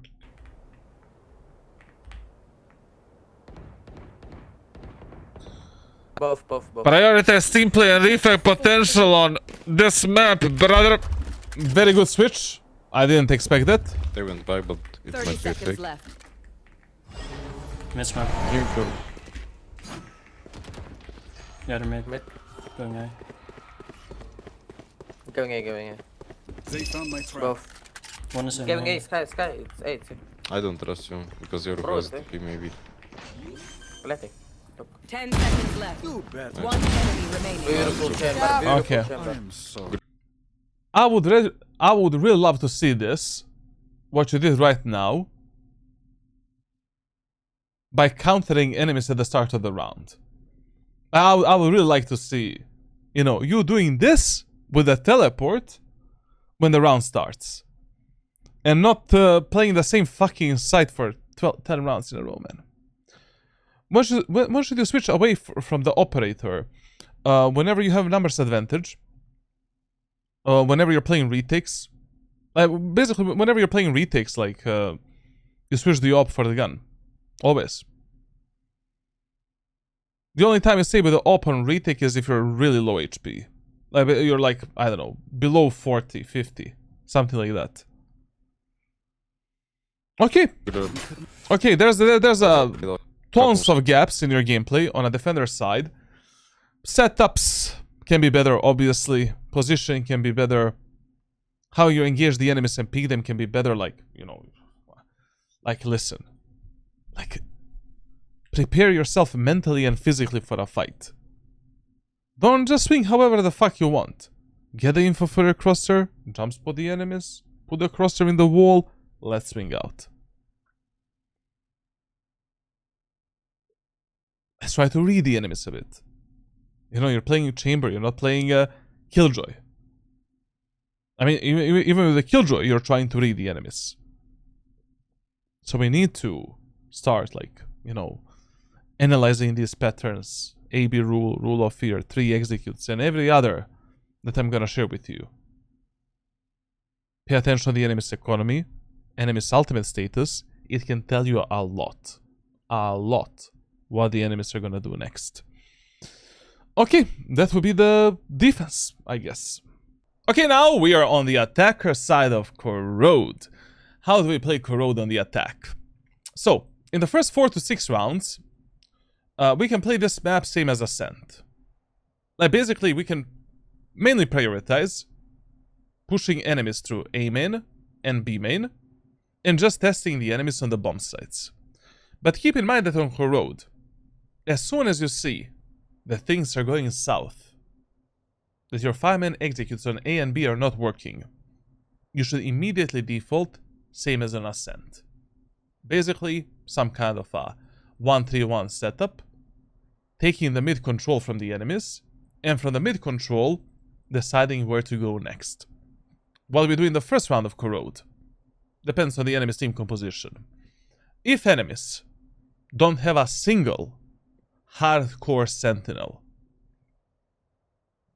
so basically, Cypher, you know, they don't have a Cypher, Deadlock, Vise, Sage, those type of things. 3 times in a row, we push B together as 5, and in the 4th round, we change the pattern. Fake B go A, fake A go B, push A as 5, etc, etc. Let's condition the enemies on the B side, let's fully test them on the B side, and let's try to abuse it. One thing that is very abusable on this map are these rotations. You know, like, basically, it takes a lot of time to rotate from A to B and from B to A. Also, this is one of the rare maps in Valorant where I would actually suggest one.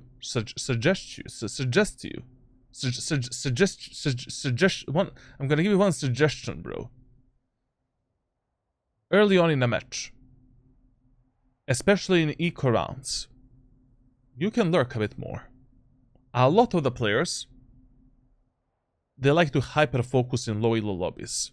You know, if they hear 3 or 4 of your teammates pushing A, and they were playing A short, they will stomp here to fight your teammates in A. Like, this is the map where you should be trying to use the mid area of the map to backstab the enemies, to lurk a bit, take some space, but in the first 4 to 6 rounds, only in eco and hull by rounds. You know, when you have some kind of a low economy, when you're already in some kind of a disadvantage. Now, in this specific match, in the first round, because of the enemy's team composition, we're doing a 5-man push on B. Good. Classic, light shield, 2 headhunters, and a trademark. Trademark, when you're doing a 5-man push on B, goes right here. Essentially, we're covering the fast flank through the mid, but also we're covering the push through the spawn. Deep trademarks are really good because they give you info faster. Now, when you're taking B-main control, always be ready for some shenanigans. Be ready that enemies can spam you through this wall with high pen weapons and kill you. Enemies can pop flash you, especially Yoru can do various different pop flashes to delete you. Stun. Seize. Be ready for any utility. We're taking B-main control. We're jump spotting the enemies here, clearing all of these common and off angles with our teammates, and slowly scaling up. In the first round, I would actually use my teleport here. And in the first round, we prioritize this type of a pathing into the bomb site. Why? B-site post plans and how successful you are on the B-site heavily depends whether or not you have the CT control and the tower control. Teams that are fighting aggressively for the CT and for the tower win 30% more post plans rather than teams that are playing passively from the site and from the B main area of the map. It's still the early data, you know, I just played 100 matches on this stupid map and I did the same amount of VOD reviews, but whatever. It's good enough, like, I'll tell you when I review like 1000 Corrode VOD reviews, like. Now, so, our main focus on the B set of Corrode should be taking the site, telling our teammates to fight aggressively for the CT and tower, and then we just end up in some kind of a post plant. Shift and break the eye probably here somewhere. Don't give them ground. Chamber, you break it, and I peek after the box. Okay. And it's self-explanatory, like, why the hell I use this teleport? Because this TP allows you to take this fight and to be in this crossfire, you know, without risking too much. We don't have any better one. I mean, like, you can put it more towards the left side, but it doesn't do that much. Speaking.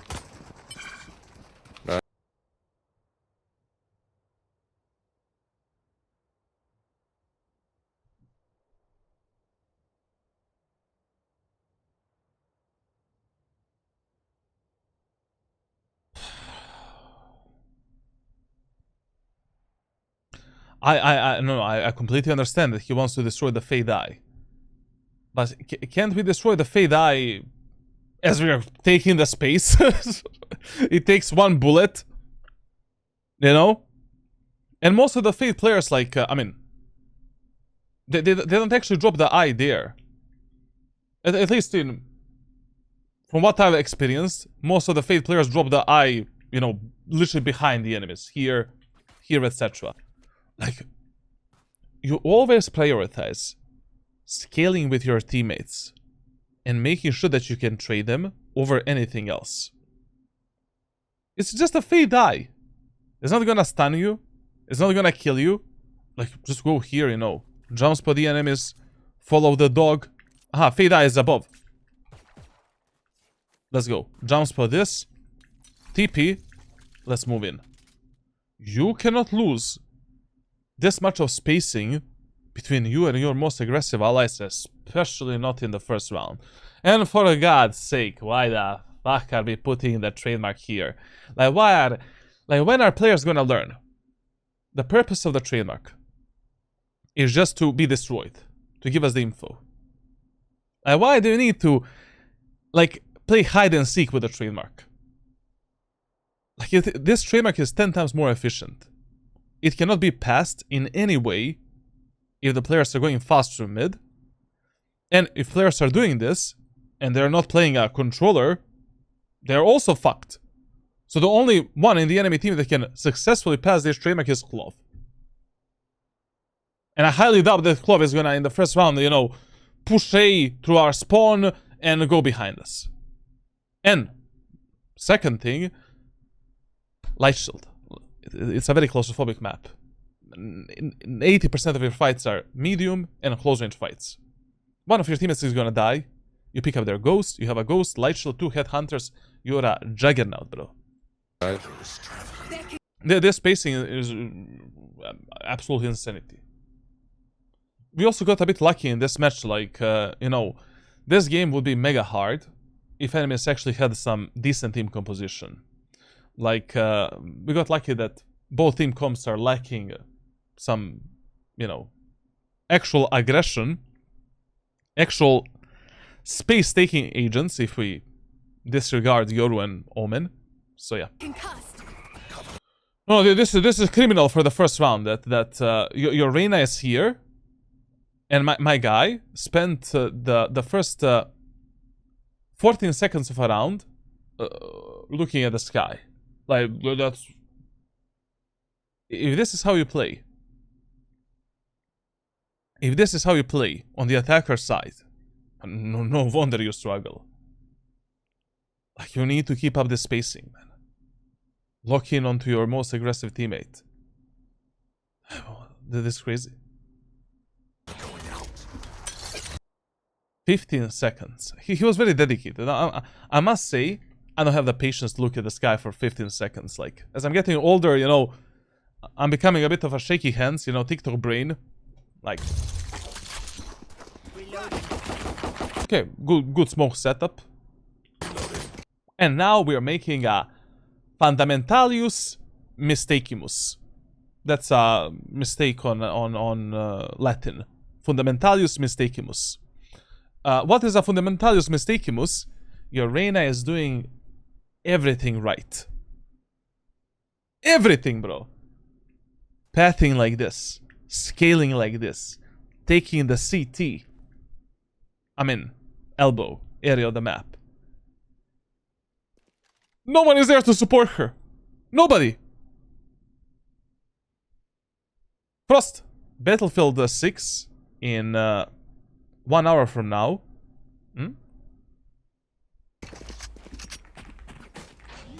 Reloading.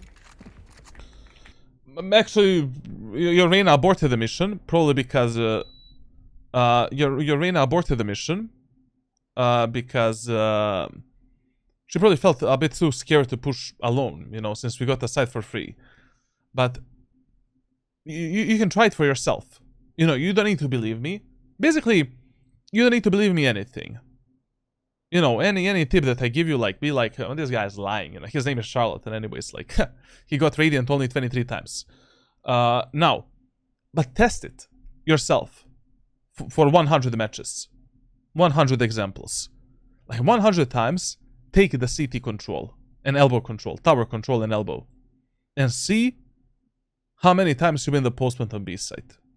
Count it down. And then for 100 games, don't take it and play passively and see, you know, how many you're gonna win. You're one shot. 3 minutes. You're one shot. Listen, I was not speaking too much during this VOD review when it comes to your mechanical skill. Generally, you have a lot of the problems when you're getting in longer fights with the enemies. When you need to strafe left and right, you don't really connect your movement with your aim that well. And you definitely have a lot of the problems like when it comes to micro adjustments and corrections. I don't know you that well. You know, I don't know if these are the problems that you always have, and maybe you have some deeper problems like that go beyond this realm that I've just seen right now. I'll give you some of my private aim trainings. Try it for like 2-3 months. If it doesn't work, we can figure out something new. The problem is, like, you know, one VOD review is nothing. Like, literally, when it comes to deciding players' mechanical skill. Brother, if you watch my games in the last year, one match, Charlatan God, okay, not really God, but Charlatan, just regular Radiant Charlatan. The other match, absolute fucking silver. Silver, well, silvers are good actually. Silvers are good. You're one shot. 3 minutes. Chamber. But imagine in this round. So just imagine. Use your imaginarium. So you took a elbow control. You took the tower control. Now your team doesn't need to worry about the flank. We don't need to worry about the enemies here. And we can put all of our fucking resources, at least 4 players, just watching the choke point. GG, well played, cool Tigers. Fade and Reyna. Last player standing. League of Legends players will understand. I'm gonna Criminal postplant. Okay. No, yeah, I mean, by the way, only because of the enemy's team composition, I would actually try pushing B side 3 times in a row to get the rest 5. They have a very weak team comp. We also noticed in the first round that only Fade and Reyna are playing B. So create a bit more of an unpredictable... Like, what players are really liking on the attacker side is some level of unpredictability. Because for some godforsaken reason, players in ranked solo queue think that pushing the same site 3 rounds in a row is bad. It is bad if you do it in the same fucking way without any adaptations and without reading the enemies. But 3 rounds is a lot. Like, you get a really good grasp of what to expect. And also, I mean, who the hell expects the same push onto the same site 3 times in a row? But if I'm playing against you, this round and I just shit on you on B, I'm on holding on mid, I'm playing fast rotation through mid to A, I'm expecting some kind of a split, something like... Also, just in this second eco round, I would actually recommend you to play with your teammates. If your teammates want to do a 5-man push on A, do the 5-man push on A with them. But in every other round, okay, we can try to lurk mid and try to do something. So basically, how this round should go right now, should look like, you should ask your Omen to smoke this later, and you're practically just fighting for the elbow control and side control. Sure, you can go for headhunters, you're playing chamber, 4, 5, 6, I don't know how much money you can invest. Just make sure you can buy a Vandal and Heavy Shield in the next round, and that's it. And also, when you're doing this type of a lurk flank through mid, before the round starts, put this... like, in the perfect scenario, you should have a trademark for the B push, basically right here. And you should put this teleport for yourself here, as soon as the round starts. And then on timing between your team and enemy team, and based on footsteps, you're slowly taking this space. Not immediately, you wait a bit. 5, 10, 15 seconds, and then let's take this map control. What you can hold is this. Don't allow the enemies to get into that corner. So you can hold this by going in and out, and then... Meow. Make sound A, I'm gonna try and pick one rotator off. Okay. They smoke mid. Those are the good enemies. Like, there was not a single round where we had a mid smoke.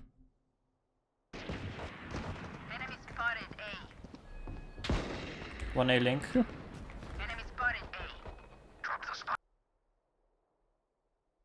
My eyes are burning right now. Literally. This is Diamond Low Ascendant, bro. Like, what is that smoke? What is that smoke, man? No, actually, I didn't see the second smoke. I just saw the smoke in the elbow, bro. No, our Omen did this, bro. This is the smoke setup we have right now. With classic pistols, ghost, shorties. This is where I need to push through, bro. Like, a fucking meat grinder here. Like, 1, 2, 3, 4. Yoru flashes. I'm blind. Bro, love your streams and whole work. Greetings from Germany. Grande Liebe. Grande Liebe. That's I was learning German for like 8 years and I just said Grande Liebe, but that's my life. I'm speaking Italian now though. I got the spike.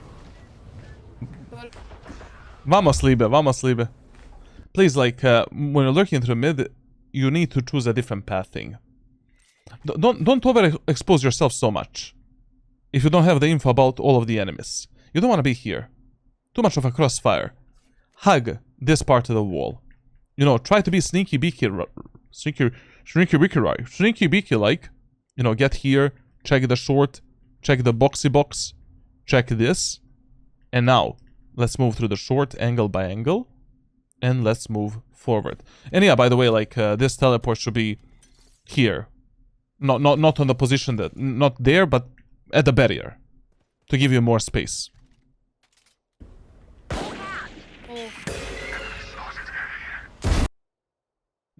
Surprise, motherfucker! Surprise! Bro, pick him, bro. He's... And this is the mistake. Like, I knew that this hasty gameplay is gonna cost you a lot on the attacker side as well. You need to be ready for the fights. You need to expect the fights. You need to be. It just seems that you're just autopiloting. Maybe you're not, but it just, brother, you just killed the arena in the smoke from behind. You have no idea if one enemy is hiding there, if one enemy is holding this angle. No one is going there with you. No, I'm just gonna do this. Take your time, relax. No one is holding the gun against your head. Check, this spot, then pull away, jiggle in, jiggle out, jiggle in, jiggle out, jiggle in, jiggle out, jiggle in, jiggle out, jiggle... let's go forward. Or, another thing that you need to realize that you already applied a lot of the pressure onto the enemy team. Maybe you can wait a bit, and then on timing, try to surprise the enemies and fuck them up in this A-short area of the map. Elbow smoke would be good if they were going for a split. A split, no. You really want to prioritize elbow control when you're pushing A site. Even during the splits. I don't know, I mean, if you're splitting A site. Depends, really depends. Really depends, how you want to execute the site. But in an eco round, doing these two smokes, like, it's just a fucking suicide. This angle, this angle, this angle. Enemy can peek through the smoke with a flash. Smoke, flash, crossfire, like crazy stuff.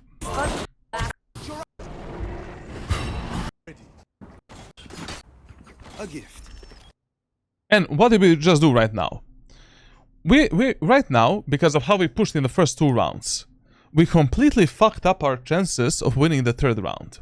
Why? If I'm in the enemy team, you bet I'm on the B side right now.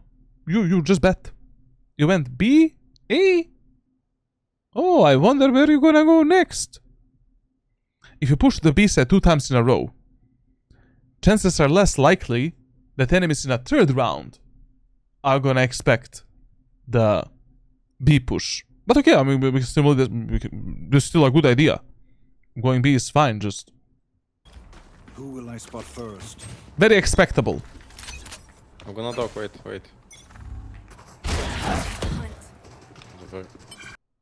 Okay, let me give you one tip. If a certain utility is destroyable, don't lose the spacing and timing to play with your teammates. Destroy it on the go. Done. Like, you should be this careful only if enemies have a breach, let's say, for an example. Or they have some heavy utility comp. They can completely annihilate you here. Deadlock using the net and then spamming you with I don't know, Odin through the wall, some shit like that. But I don't know why you're so hyper-focused on destroying a Fade reveal. So what if the Fade reveals? One of you guys. 2 of you guys, I don't know, like, it doesn't even matter. But what truly matters is that right now, I have lost something. And I don't know where it is. What truly matters is that your Reyna and Phoenix.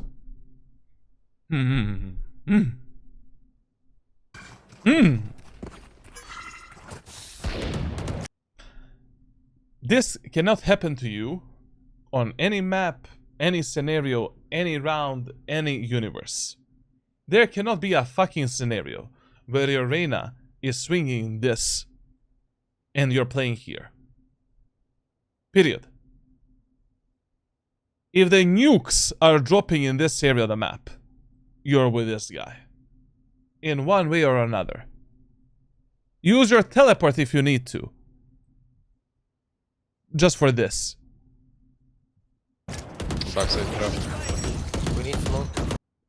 Okay, I mean...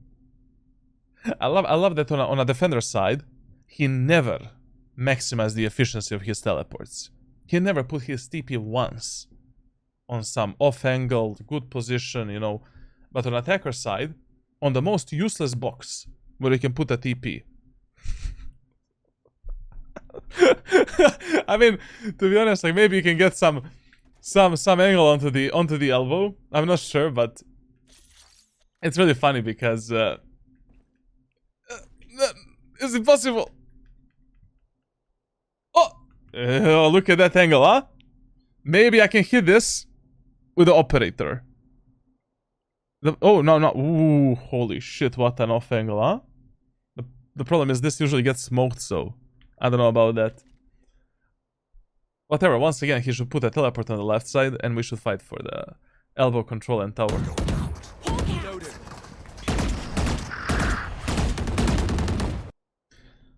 Scaling, like... I'm just gonna say one thing. I'm afraid. I'm afraid to ask what you're doing on other maps. If this is how you're scaling on the B set of Corrode with your teammates. Like, you should not, like, with a teleport and with one teammate in front of you, you should not be afraid to move out. You're using that teammate as a human shield. He is getting the first contact. You have a teleport ready as well. Your job is to follow up this Reyna. Whoever is in the front. To use their life to fight together. Maybe that teammate stays alive, maybe not, but probably he's not gonna die for nothing. If you're playing with him. Sometimes you need to be the front lines, even with Chamber. You know, with Chamber you have a lot of these mental tactics, you know, like that I love to use in low elo lobbies during my series. Like, you know, for an example, I know that I'm going in a suicide area of the map. I know that if I do this, I'm probably gonna die if I scale up alone. I'm gonna use a TP, do this, destroy maybe one piece of utility, TP away, and that gives my teammates the confidence. That gives my teammates the confidence to move in, like a normal human beings, you know, with the jet or whatever the fuck they're playing, and now I can actually follow them up and take the side control. But yeah. Pirate King, thank you for the Prime Summon. Muchas gracias.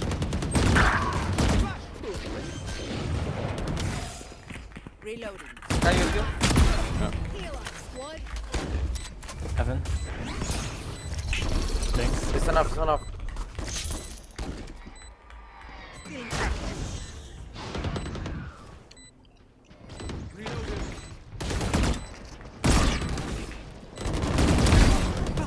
One enemy remaining.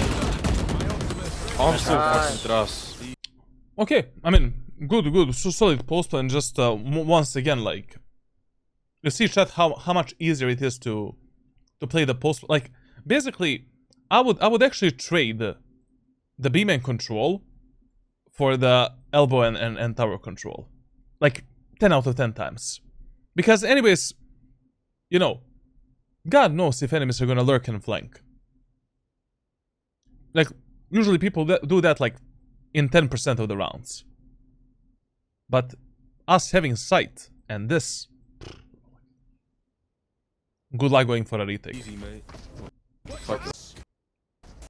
Smoke, That's a good spot. smoke here, yeah? Now this is a very rare occurrence, bro, in ranked matches. You have 4 teammates going through mid with a spike. Doing a 5-man push is not really the best idea right now. Like, this is a very rare scenario where I would not play with my allies. I just think it's absolutely stupid to do that. Like, 5 people on mid in a full buy round, but do we really need 5 people to take mid control? You know, this is the round where, once again, I would actually lurk through A main and try to pick a timing to basically pinch the enemies. So how should we start this round? Surprise, motherfucker. Vayne, thank you for Prime sub, man, and thank you for scamming Jeff Bezos, bro. So, we have 2 ways how we can play this round. Number 1. Hey, Reyna, or someone, can you go aim in instead of me? I want to play with the teammates with spike on mid. If that is the if she agrees, you just do a TP here, play in mid. Reina doesn't agree. Okay, we need to go through A main. I'll do instant teleport here, so that the enemies don't hear me using the teleport. I'm holding the A main push, and as my teammates are pressuring the enemies in short or mid, I'm deciding when to take the space and how. But in both of these scenarios, we should have a trademark all the way here. Why? Because we are already taking the mid control. We're already taking aim and control. Like, it's just useless. This trademark here, if your teammates can get backstabbed through top mid anyways, if they're going short, for an example. And it's very, very good if you as a chamber are going with your teammates for this split. Because then you can use your trademark basically for this. And you completely annihilate any chances of enemies backstabbing you and, you know, crossing this trademark. You always have the back info. We have the front lines. And the only danger is enemies doing this from the B side. But until the enemies go from B main, B lobby, mid, bottom, to A lobby, A main, so we already delete their whole team. Hopefully. Yeah. We're doing a 5-man mid push. I don't know about this one. Enemy spotted me. This is something I would not do, actually. Like, these are those rare rounds where you need to trust your teammates a bit. You know? Just a bit. I'll do it one round. I'll do it one round. Fuck it. Oh, what is that smoke, man? Oh, what am I watching, bro? The Corrode is out for 2 months. But okay. My bad. I still didn't release the Corrode guide. It is coming on Sunday. You know, Omen is probably like waiting for our guide. Listen, if you're already doing a mid take, you either smoke this or you smoke this. That's it. Depending on the economy and utility that you have. What the fuck is this shit, bro? Like, On yard. Face your fear! but I'm gonna give you one question. Imagine right now that you were in the A main. How much easier this push would actually be? We don't need to worry about A main at all. We don't have the third angle that we need to cover. Maybe you're already at the elbow, covering the elbow for your teammates. Yep.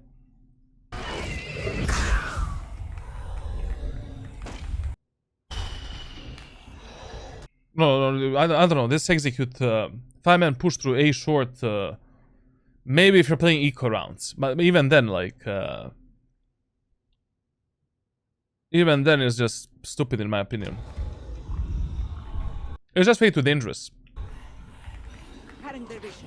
Dangerous mongoose. I'm holding elbow. Yo, this is in this type of a scenario.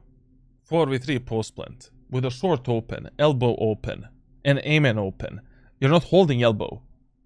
Your call out is, guys, let's fight for the CT and elbow. We cannot play the post plant like this. What the fuck is this, bro? Especially in a numbers advantage in a post plant. You want to eliminate as many angles as possible through which enemies can fuck you in the anal cavity. Your teleport is useless because you don't know if one enemy is behind you. Your trademark is useless as well. Like, I would also pick up the trademark as well. We don't know if enemies are aiming. I would reset all of the abilities and just lead my teammates into the elbow, into the CT, and try to fight for some space. One close here, I guess.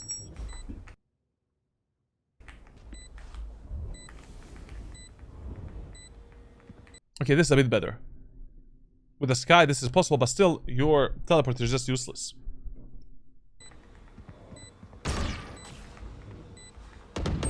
Nice shot, Omen. One enemy Nice, remaining. Omen.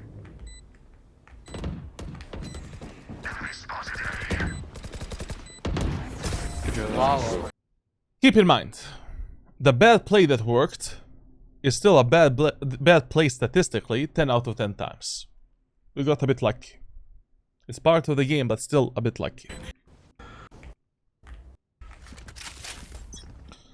Okay, I mean, like, to be honest, what I would continue doing this whole match, I would just be doing 5-man pushes on B. Like, when you feel and when you notice that enemies are giving you some kind of a bomb set for free, take it, as long as it is free. I mean, enemies are not fighting for B at all. Personally, I don't know what they're doing on the B side, because they're fighting so passively, same as we did. Phoenix, don't pick, wait for dog. Hide that trademark. Give the blanket to the trademark, so it's not, you know, it's not cold. You know, like, basically, trademark also has the feelings. Surprise, motherfucker. Nature, thank you for the Prime Gaming sub. I have an even better idea. From now on, chat, when you're putting a trademark, you know, just put it somewhere here, so it's actually well hidden, and it's not cold. Look at this for an example. So you put a trademark here. Your teammates want to rotate from B to A.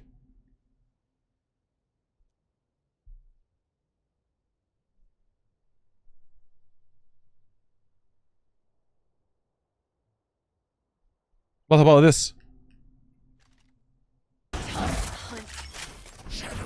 Now go ult, I play for you. If he looks up one more time for the utility that doesn't exist, I'm ending it all. Okay, I'm gonna give you another tip. Like, if enemies are not doing something, expect that they just won't do it. Ever. But once the enemies do something once, God forbid 2 times, during a half, you expect that as their default play. And basically, I'm not expecting enemies to lurk and flank until I actually see that they love doing that. And I'm not going to be wasting my time watching the flanks and lurks if I don't know if enemies love to do that. I'm going to stick up with my teammates and I'm going to watch flank and lurk from the positions that allow me to trade my allies. Same goes for this fade eye.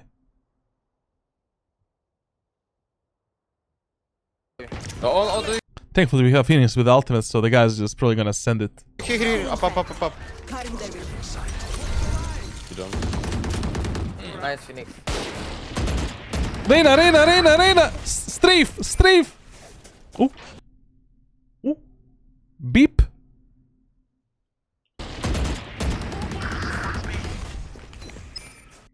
But this is the problem with these trademarks, you know, like, basically, I mean, this is very easy to smoke off. Like, even if I wanted to put a trademark in this area of the map, I'm gonna put it like this. Actually, I'm gonna put it like this. So if the Clove is not lurking, I mean, what are the chances the guy is gonna know how to smoke off this properly? Diamond the Clove. Come on. Am I late for the Horcrux VOD review, or it's not done yet? I didn't do it this week. I did... This week, chat, we did 4 fucking VOD reviews. 4. From the community. I don't think there is a single week in my life where I did 4 VOD reviews in 4 days. Once I come back from vacation, I'm gonna start with the Radiant VOD reviews again. Of course, you know, Horcrux, Exter, Kanzera, like, you guys will choose. There's one flank.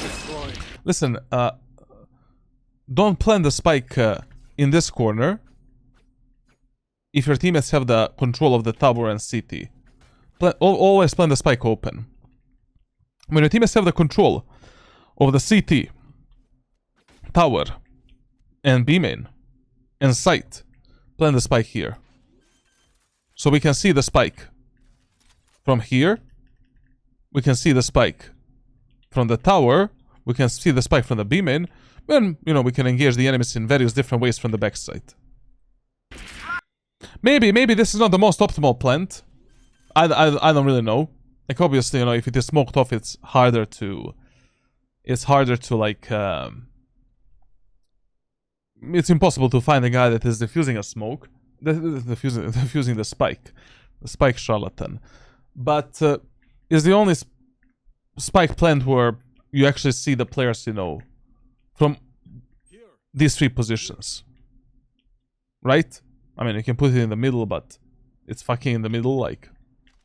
Fiddle in the middle, in the middle, in the fiddle, in the middle, in the fiddle, fiddle.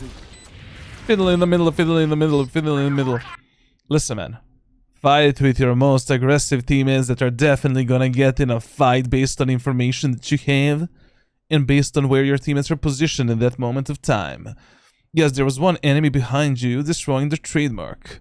But we don't know if that enemy is gonna continue pushing. Anyways, your Phoenix took all of this map control here. So who should we be playing with right now? Who has the highest chances of dying? 3, 2, 1. Our Sky. Sky is gonna be dead in 3 to 1, basically. Behind, call back.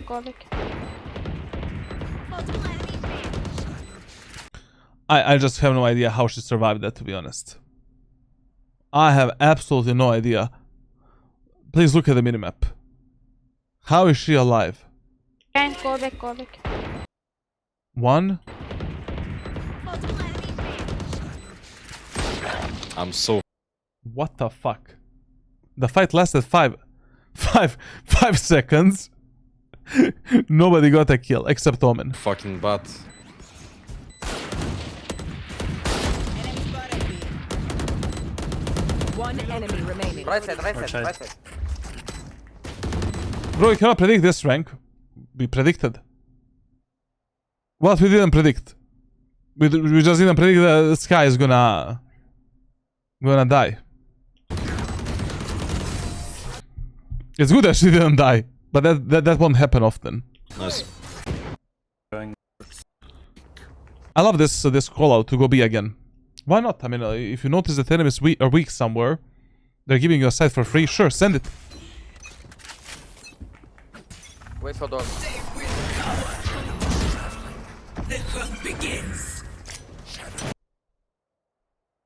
Scaling with allies, 0 points.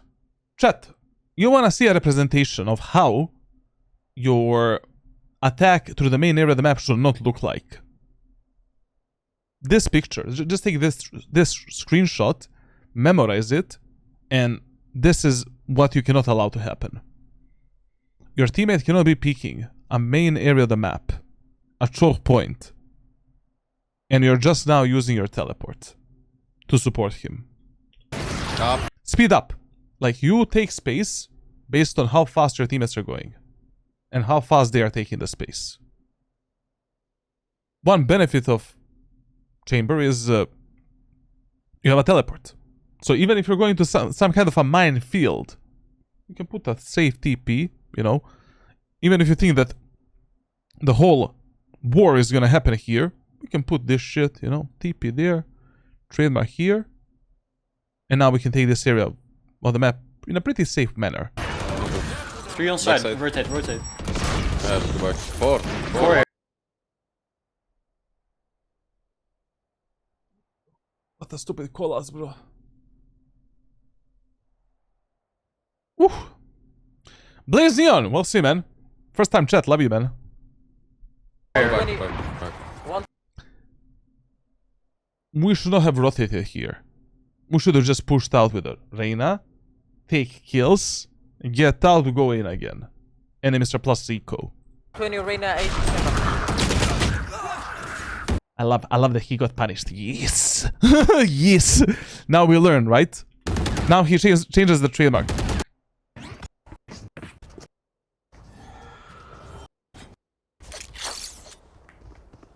Close enough. You see? this is what I'm talking about. Your brain learns through punishment. So that's why on defender's side, you always want to be the one that is on the front lines, that is countering the enemies.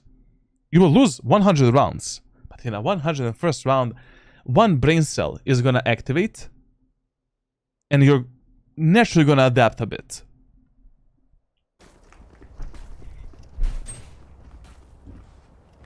Oh!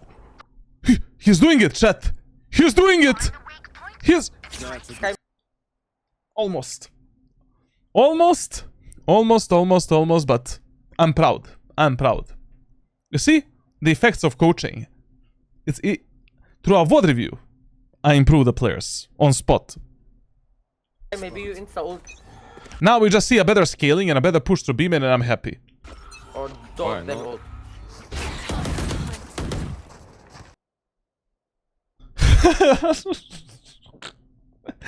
But I just can't believe that you never saw that specific piece of utility for 6 rounds in a row. You're so persistent. Like, this is 8 rounds. This is 6, right? This is 7, 6. This is the discipline that I'm lacking in life. The guy is so disciplined to shoot this fade eye. He is dedicated. This is the dedication that you need to have, bro. I love it. I'm really hoping that you're gonna have a full-on dedication to the training that I give you. You know, I really hope that you're gonna be locked in on that as well. But the guy is locked in. Still in sight. Oh, madre mia. But let me tell you something. Let me tell you something. You actually want, and you should love, when you have teammates such as Reyna. Our Reyna is not really the best player. Not really the brightest player as well. Oftentimes, that Reyna pushes in without proper utility, without proper pathing, without a single flash or leer. But I love having this type of a teammate, because I can use him as a drone and as a tool to take space for the rest of my team, instead of me swinging out in a minefield, and then I need to guess if enemies are left, right, above, below, etc. So you want to use this guy. This is your guy, your woman, your wife, boyfriend, I don't know. Maybe backside.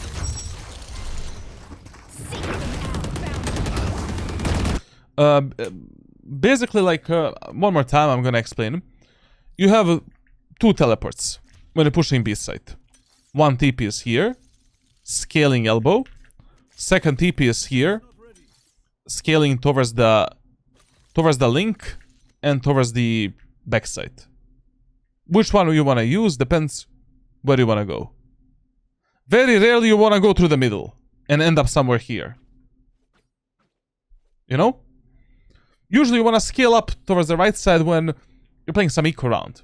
You know, maybe if you have a Stinger, Bucky, Judge, Shorty, some combination such as Headhunter Shorty, Headhunter Bucky. You know what? And obviously, you know, in eco rounds we should have a different smoke setup. Like, one smoke goes here, one smoke goes here, giving us a one-way for this angle and a one-way for tower. And then, you know, we can maybe be sneaky beaky like and just delete the enemies. Chat, let's play another game. We take a screenshot. The quiz begins. Where should he be right now? 3, 2, 1. Congratulations with Arena. Elbow heaven. Link. Thanks God, Arena didn't die and she killed Chamber. Fade link. Thanks God, she took 2 kills and she did your job.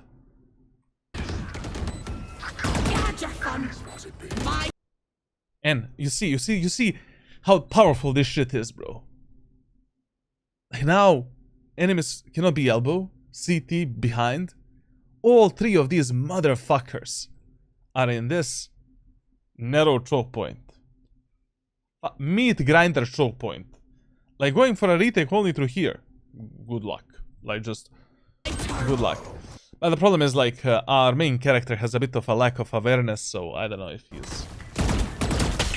Three. Very nice low. One enemy remaining. Yeah, okay. Lies my pack. I go. Okay, we can change our pattern a bit. Like we did push like B set 3-4 rounds in a row. After 3-4, you know, same executes or same patterns. Like we should be changing it up. Good. I have a better idea for a trademark. I think it's too cold for a trademark to be here where the snow is. I mean, I don't know if this is snow, to be honest, like on this map. I think we should try. Ah, fuck it, bro. Like, there's a fucking teddy bear, man. Like, oh. Almost. Almost. The team is doing a 5-man push on A. 5-man push on A. Where do you put a trademark? You put it basically in the middle of this choke point here. Done. So it's very hard for the enemies to cross it. And they cannot take this type of an angle. Yes, they can be left, right, but let's try not to get in a situation where it's left, right. You're doing A split or some kind of lurk to the middle, or some kind of a lurk through the middle. Trademark for the B main right here. Period. I go with chamber. The problem with the chamber setups is like you should already learn them before the match even starts, because there's a lot of the setups where you don't have a lot of time to you know, think. Like all of these setups require from you to start immediately, you know, like basically I want to lurk through mid from the right side. Okay, I need to put this teleport right here, then do the trademark, teleport, and I'm going there. Can you smoke mid? Can you smoke, Omen? TP should be placed at the start of the round so the enemies don't hear it. Personally, like I don't think the call out, can you smoke it, Omen, is gonna be enough for this Omen. Now listen, I never force the players to be the micro IGLs in ranked solo queue. The more you nitpick, the chances are higher that your teammates are not gonna listen to that call out. Callouts need to be simple and based on some info, and you are primarily trying to adapt yourself to enemies and you are trying to counter the enemy somehow. The only time you micro-correct your teammates is if they're using some terrible utility that is fucking you up, or you need some utility for yourself. And the only teammates that you need to control are, ironically enough, the controllers. We need to have perfect smokes. Right now, I really hope, I don't know. 1A link. Okay. Reyna pinged. Reyna pinged. Good. Wait my ult. But also, as I mentioned, like the last time when we were doing this push, basically the trademark should actually be here. That's a good spot. When you're doing the A split. Spike down. You're not gonna use that teleport for anything, right? Brother, when you're putting your teleport, you need to put it in some safe position where enemies cannot penetrate you. Like, okay, doing a trademark here and this teleport is totally fine. Or any TP in the short. Doing this trademark with this teleport is fine. It's okay. You know, just to take this space, we will use it in the next 5 to 10 seconds minimum, maximum, essentially. But using this teleport without the top mid control, and with the possibility that enemy claw once again, or someone in the enemy team, is lurking through B main, it's unusable teleport. Like, simply unusable. You cannot teleport onto teleports that enemies are potentially camping. A. Phoenix, wait for to go out.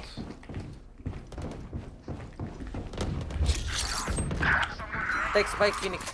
Two. Right side, right side. I love that he took his... This never happened, but hit of the moment. He took his trademark instead of the teleport, like, auto-follow the utility. What? You have two abilities that you place on the ground. One more. Okay, as I said, when it comes to mechanics, like, you're neither good, neither bad. Let me be honest. I've seen worse players in Immortal and Ascendant. Don't worry. You're just mega inconsistent. Like, sometimes you can hit some really nice shots, but then other times, like, you turn into me. This is how my first match of Valorant looks like, because my first match is a warm-up always. One enemy remaining. Why did you wait in the smoke? Come back.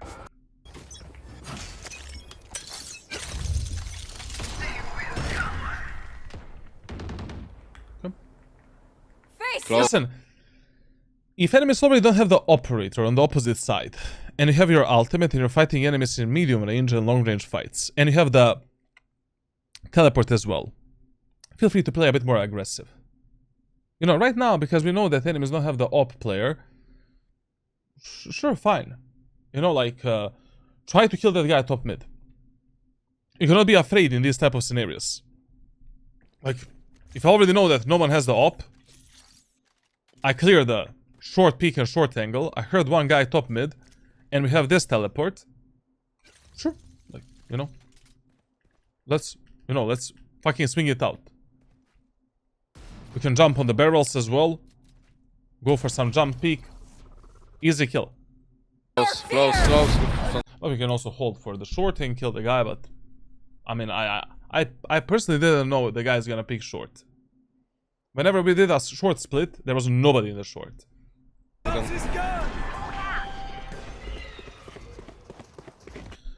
Whenever you use a teleport, or you pass this circle, reset it. Done. If you need to scale forward, then move forward. Wait a minute or so. Already now it's up. It's picked up. The reset timer is on. Go. Close.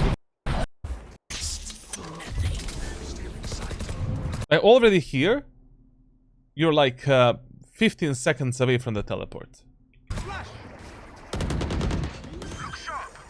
You're close to me. Listen, especially when you play operator with chamber and Yoru is ulting you, play as a wolf pack. Like, you really don't want to be here while you hear this.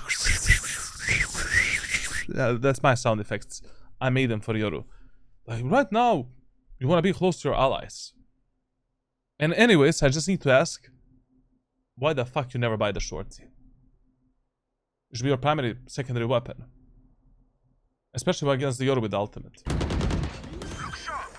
Here, you know, as soon as you hear the Yoru, you're literally running it down towards your teammates and you're leaving the B main. If you don't want to die from some judge, Bucky, or whatever, take a spot like this and just wait to see what Yoru is gonna do. Play like a wolf pack, bro. Close to me. We could have killed him though, but I'm not gonna lie.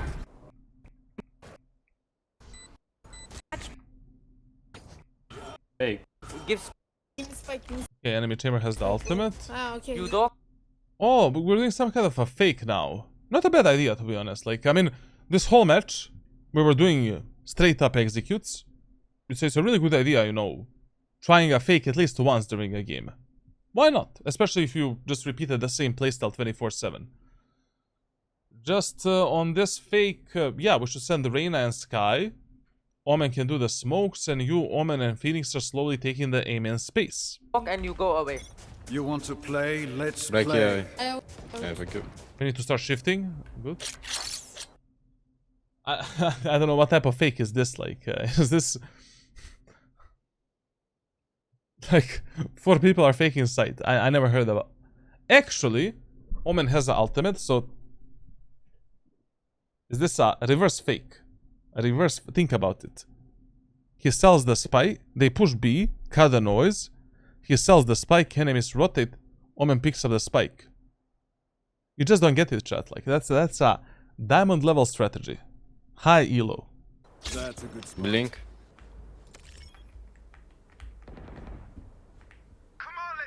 Guys, go away. We fake. Hello. Done with. Chamber, I'm coming to you. I mean, at this point, to be honest, just drop the spike on the ground and tell Omen to pick it up. And you just lurk up mid. I mean, at this point... Chamber. It's free. 100%. Right now, planting the spike on A is the dumbest idea ever, to be honest. 4 of your peoples can be on B set right now. They have B for free. Drop the spike, tell Omen to pick it up. Planting spike on A is such a risky move right now. Such a risky move, bro. One enemy remaining. Yeah, go, Chamber. Right. Never mind. Planting for LB. Okay. Overall, a very interesting VOD. I'm really glad that we did for the first time ever Corrode. Now we have a bit more of an insights what do I think about the map and how I think it should be played for ranked solo queue. It's a bit sad this Chamber VOD review, you know? I already developed some stuff on Jet, Omen and other agents. Chamber is very simple for this map, you don't have that many setups, let's be honest. But, my friend, as you can see, you have a lot of gaps in your gameplay. On attacker side, scaling and team play needs to be much better.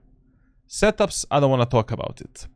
On defender side, you are playing way too passively. You're picking very common angles, even though you have a teleport available. Your teleport efficiency is 0. You never put your teleport onto some off angle or to grant you a second free safe angle from which you can maybe kill the enemies again and survive. Setups in terms of the trademarks and TPs can be a bit better. We talked about it. And finally, apparently enemies are unreadable for you. So we need to fix that. Like, you want to be in the control of your rounds, not your teammates. You want to counter the enemies, punish them, take the first frags, first contacts, learn, adapt, overcome. When it comes to mechanical skill, I'm just gonna give you some kind of aim training, like I'm gonna watch this VOD review one more time tonight. Alone, I'll pick up all of these fights and just based on these, you know, 30-35 fights that you had this game, like I'll try to give you some general aim training that I have. And let's see the tracker as well. I mean, I didn't check that at the start at all. You will also get the training. I really hope that you're going to have the same levels of discipline with the training and dedication that you had with destroying the Fade Eye, to be honest. So our friend is Diamond 2. Okay, a recent Valorant enjoyer, to be honest. Like now I'm a bit sad. I'm a bit sad that I went so hard onto this guy. He only has 250 hours in Valorant. This is nothing. Like, you're literally a beginner. And you're definitely an above average player. With a huge skill ceiling as of right now.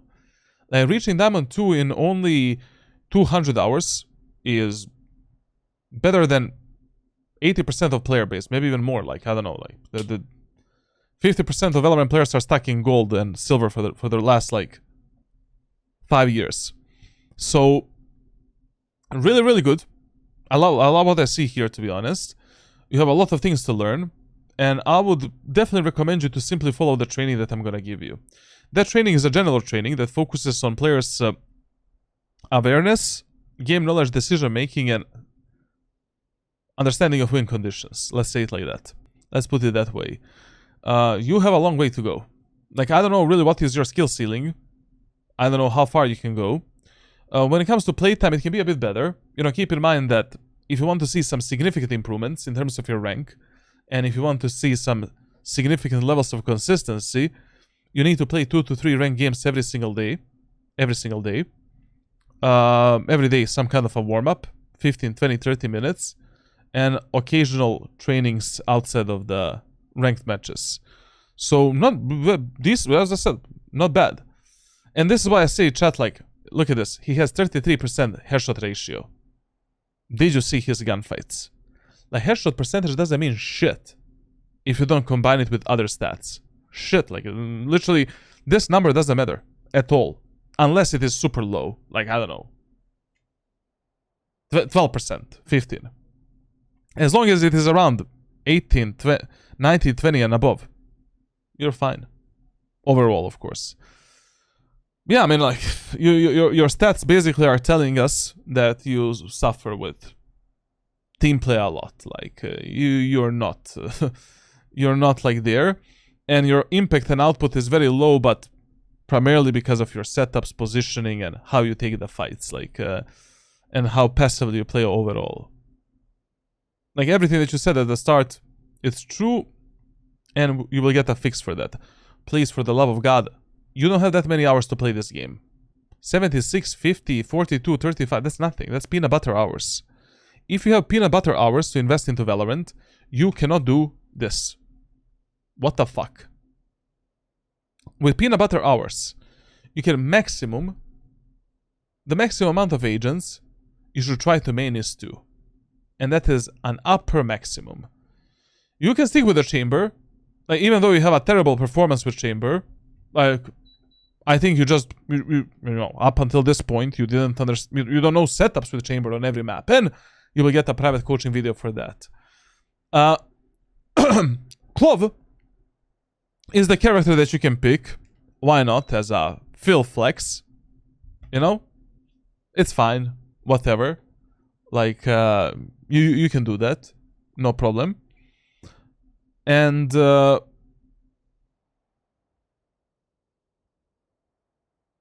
mean, you know, like, only God knows what you should main, to be honest. Because you didn't put any, like, what is the highest hours? Cypher and Raze. With 55, 51, that's nothing.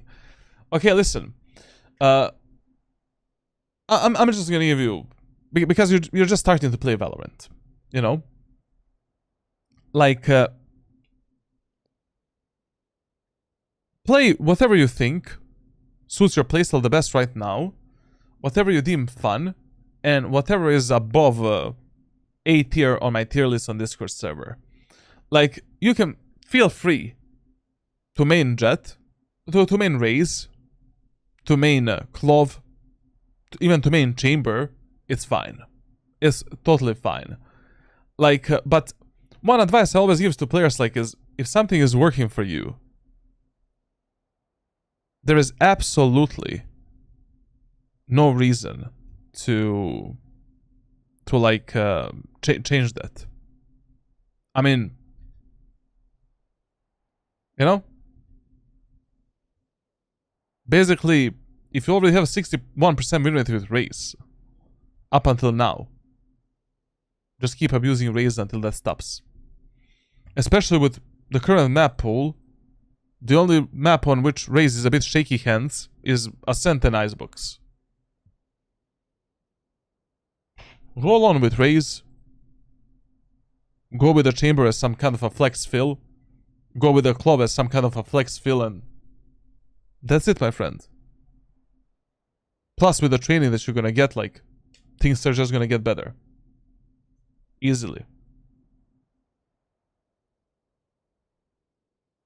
No, you have a really low playtime, like... I'm basically... I need to see at least, like, 2 more VODs of him to actually deduct which characters he should main. Because the guy played, like, 250 hours of Valorant.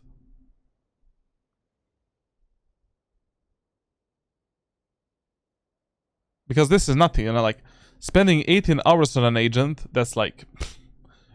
That's like a alpha phase. 51 is like maybe... No, this is pre-alpha, this is alpha. 100 is like beta phase, maybe. You need to give yourself some time to actually... Okay, this is advice I'm gonna give you. I literally pick any agent. Any agent. 2 agents that share similar playstyle. In terms of positioning and mindset and all of that. and just try to stick to them for 3 months. No feeling, you know, not a single other pick allowed. Go with a Raisin Chamber. One a bit more complex agent, one a bit more simple. Similar mindset they share in general.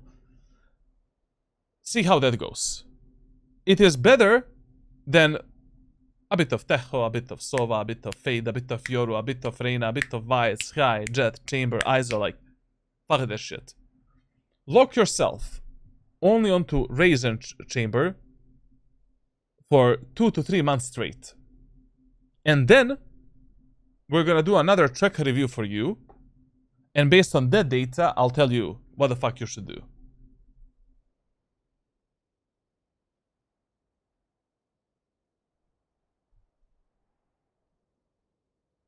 Yep. Okay. Yep. Damn, son, where'd you find this? Yo, their father. Thank you for 500. Thank you, man. You just paid for my first carbonara in Italy, man. To be honest, it's probably more expensive than €5. Like, the prices now are crazy. That's 1.6. It's okay. Clutch. Okay. Okay, I mean, like, I cannot see any other problems, to be honest, in your gameplay. To be absolutely fair. But the club is also really working well.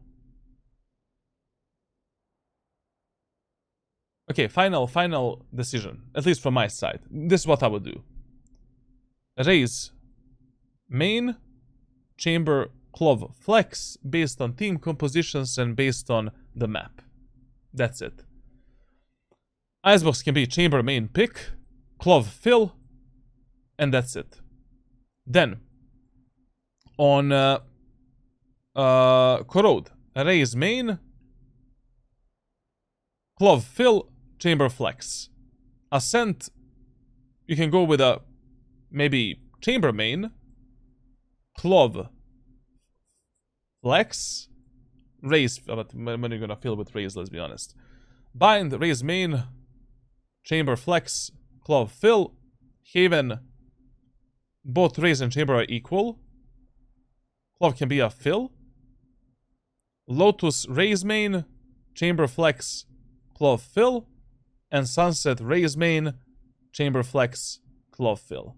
See how that goes for 3 months, and then through private messages, just send me the tracker. Like, I'll do it for free. It's okay. You don't need to buy anything like anymore. It's fine, because just based on this, like, like you just started playing the game basically. Okay, this has been a long one, to be honest. I mean, not really. Like, it's only 3 hours, maybe less. Which of the maps were you suffered the most? Yeah, Ascent, Sunset, Corrode. Nah, I didn't play that much anyways. Weapon versatility. As I said, like, you need to implement more like Bucky, Judge, Shorty, Stinger in your gameplay. For God's sake, you're playing Clove, you're playing Raise, you're playing Chamber. Like, if you're not abusing these cheesy weapons with those agents, with who else? With who else? Phantom, Vandal, kinda equal, like a bit better with Vandal, I guess. Operator, nowhere to be found. He just played it now. This is the first match he played it. Top 7 weapons for you should be Vandal, Phantom, Operator, Outlaw, Shorty, Classic Pistol, Stinger, Judge. That's 8. I gave you 8. And then everything else. But that's gonna improve your performance in semi-rounds and eco rounds. Okay, I'm not gonna go any more deeper because he's getting private videos, he's getting some kind of training. We continue to private messages. Thank you for watching. Join my Discord server for coaching. Definitely get a playbook. Playbook is the most important part. It's just $5. Come on, guys. Like, I spent hundreds of hours making it. Until the end of this year, I promise, we're finishing the Jet, Omen, Raze, Yoru, and Chamber completely. And in January, we are starting the 6th agent. Subscribe, leave a like, leave a comment, all of that good stuff. And see you in the next one.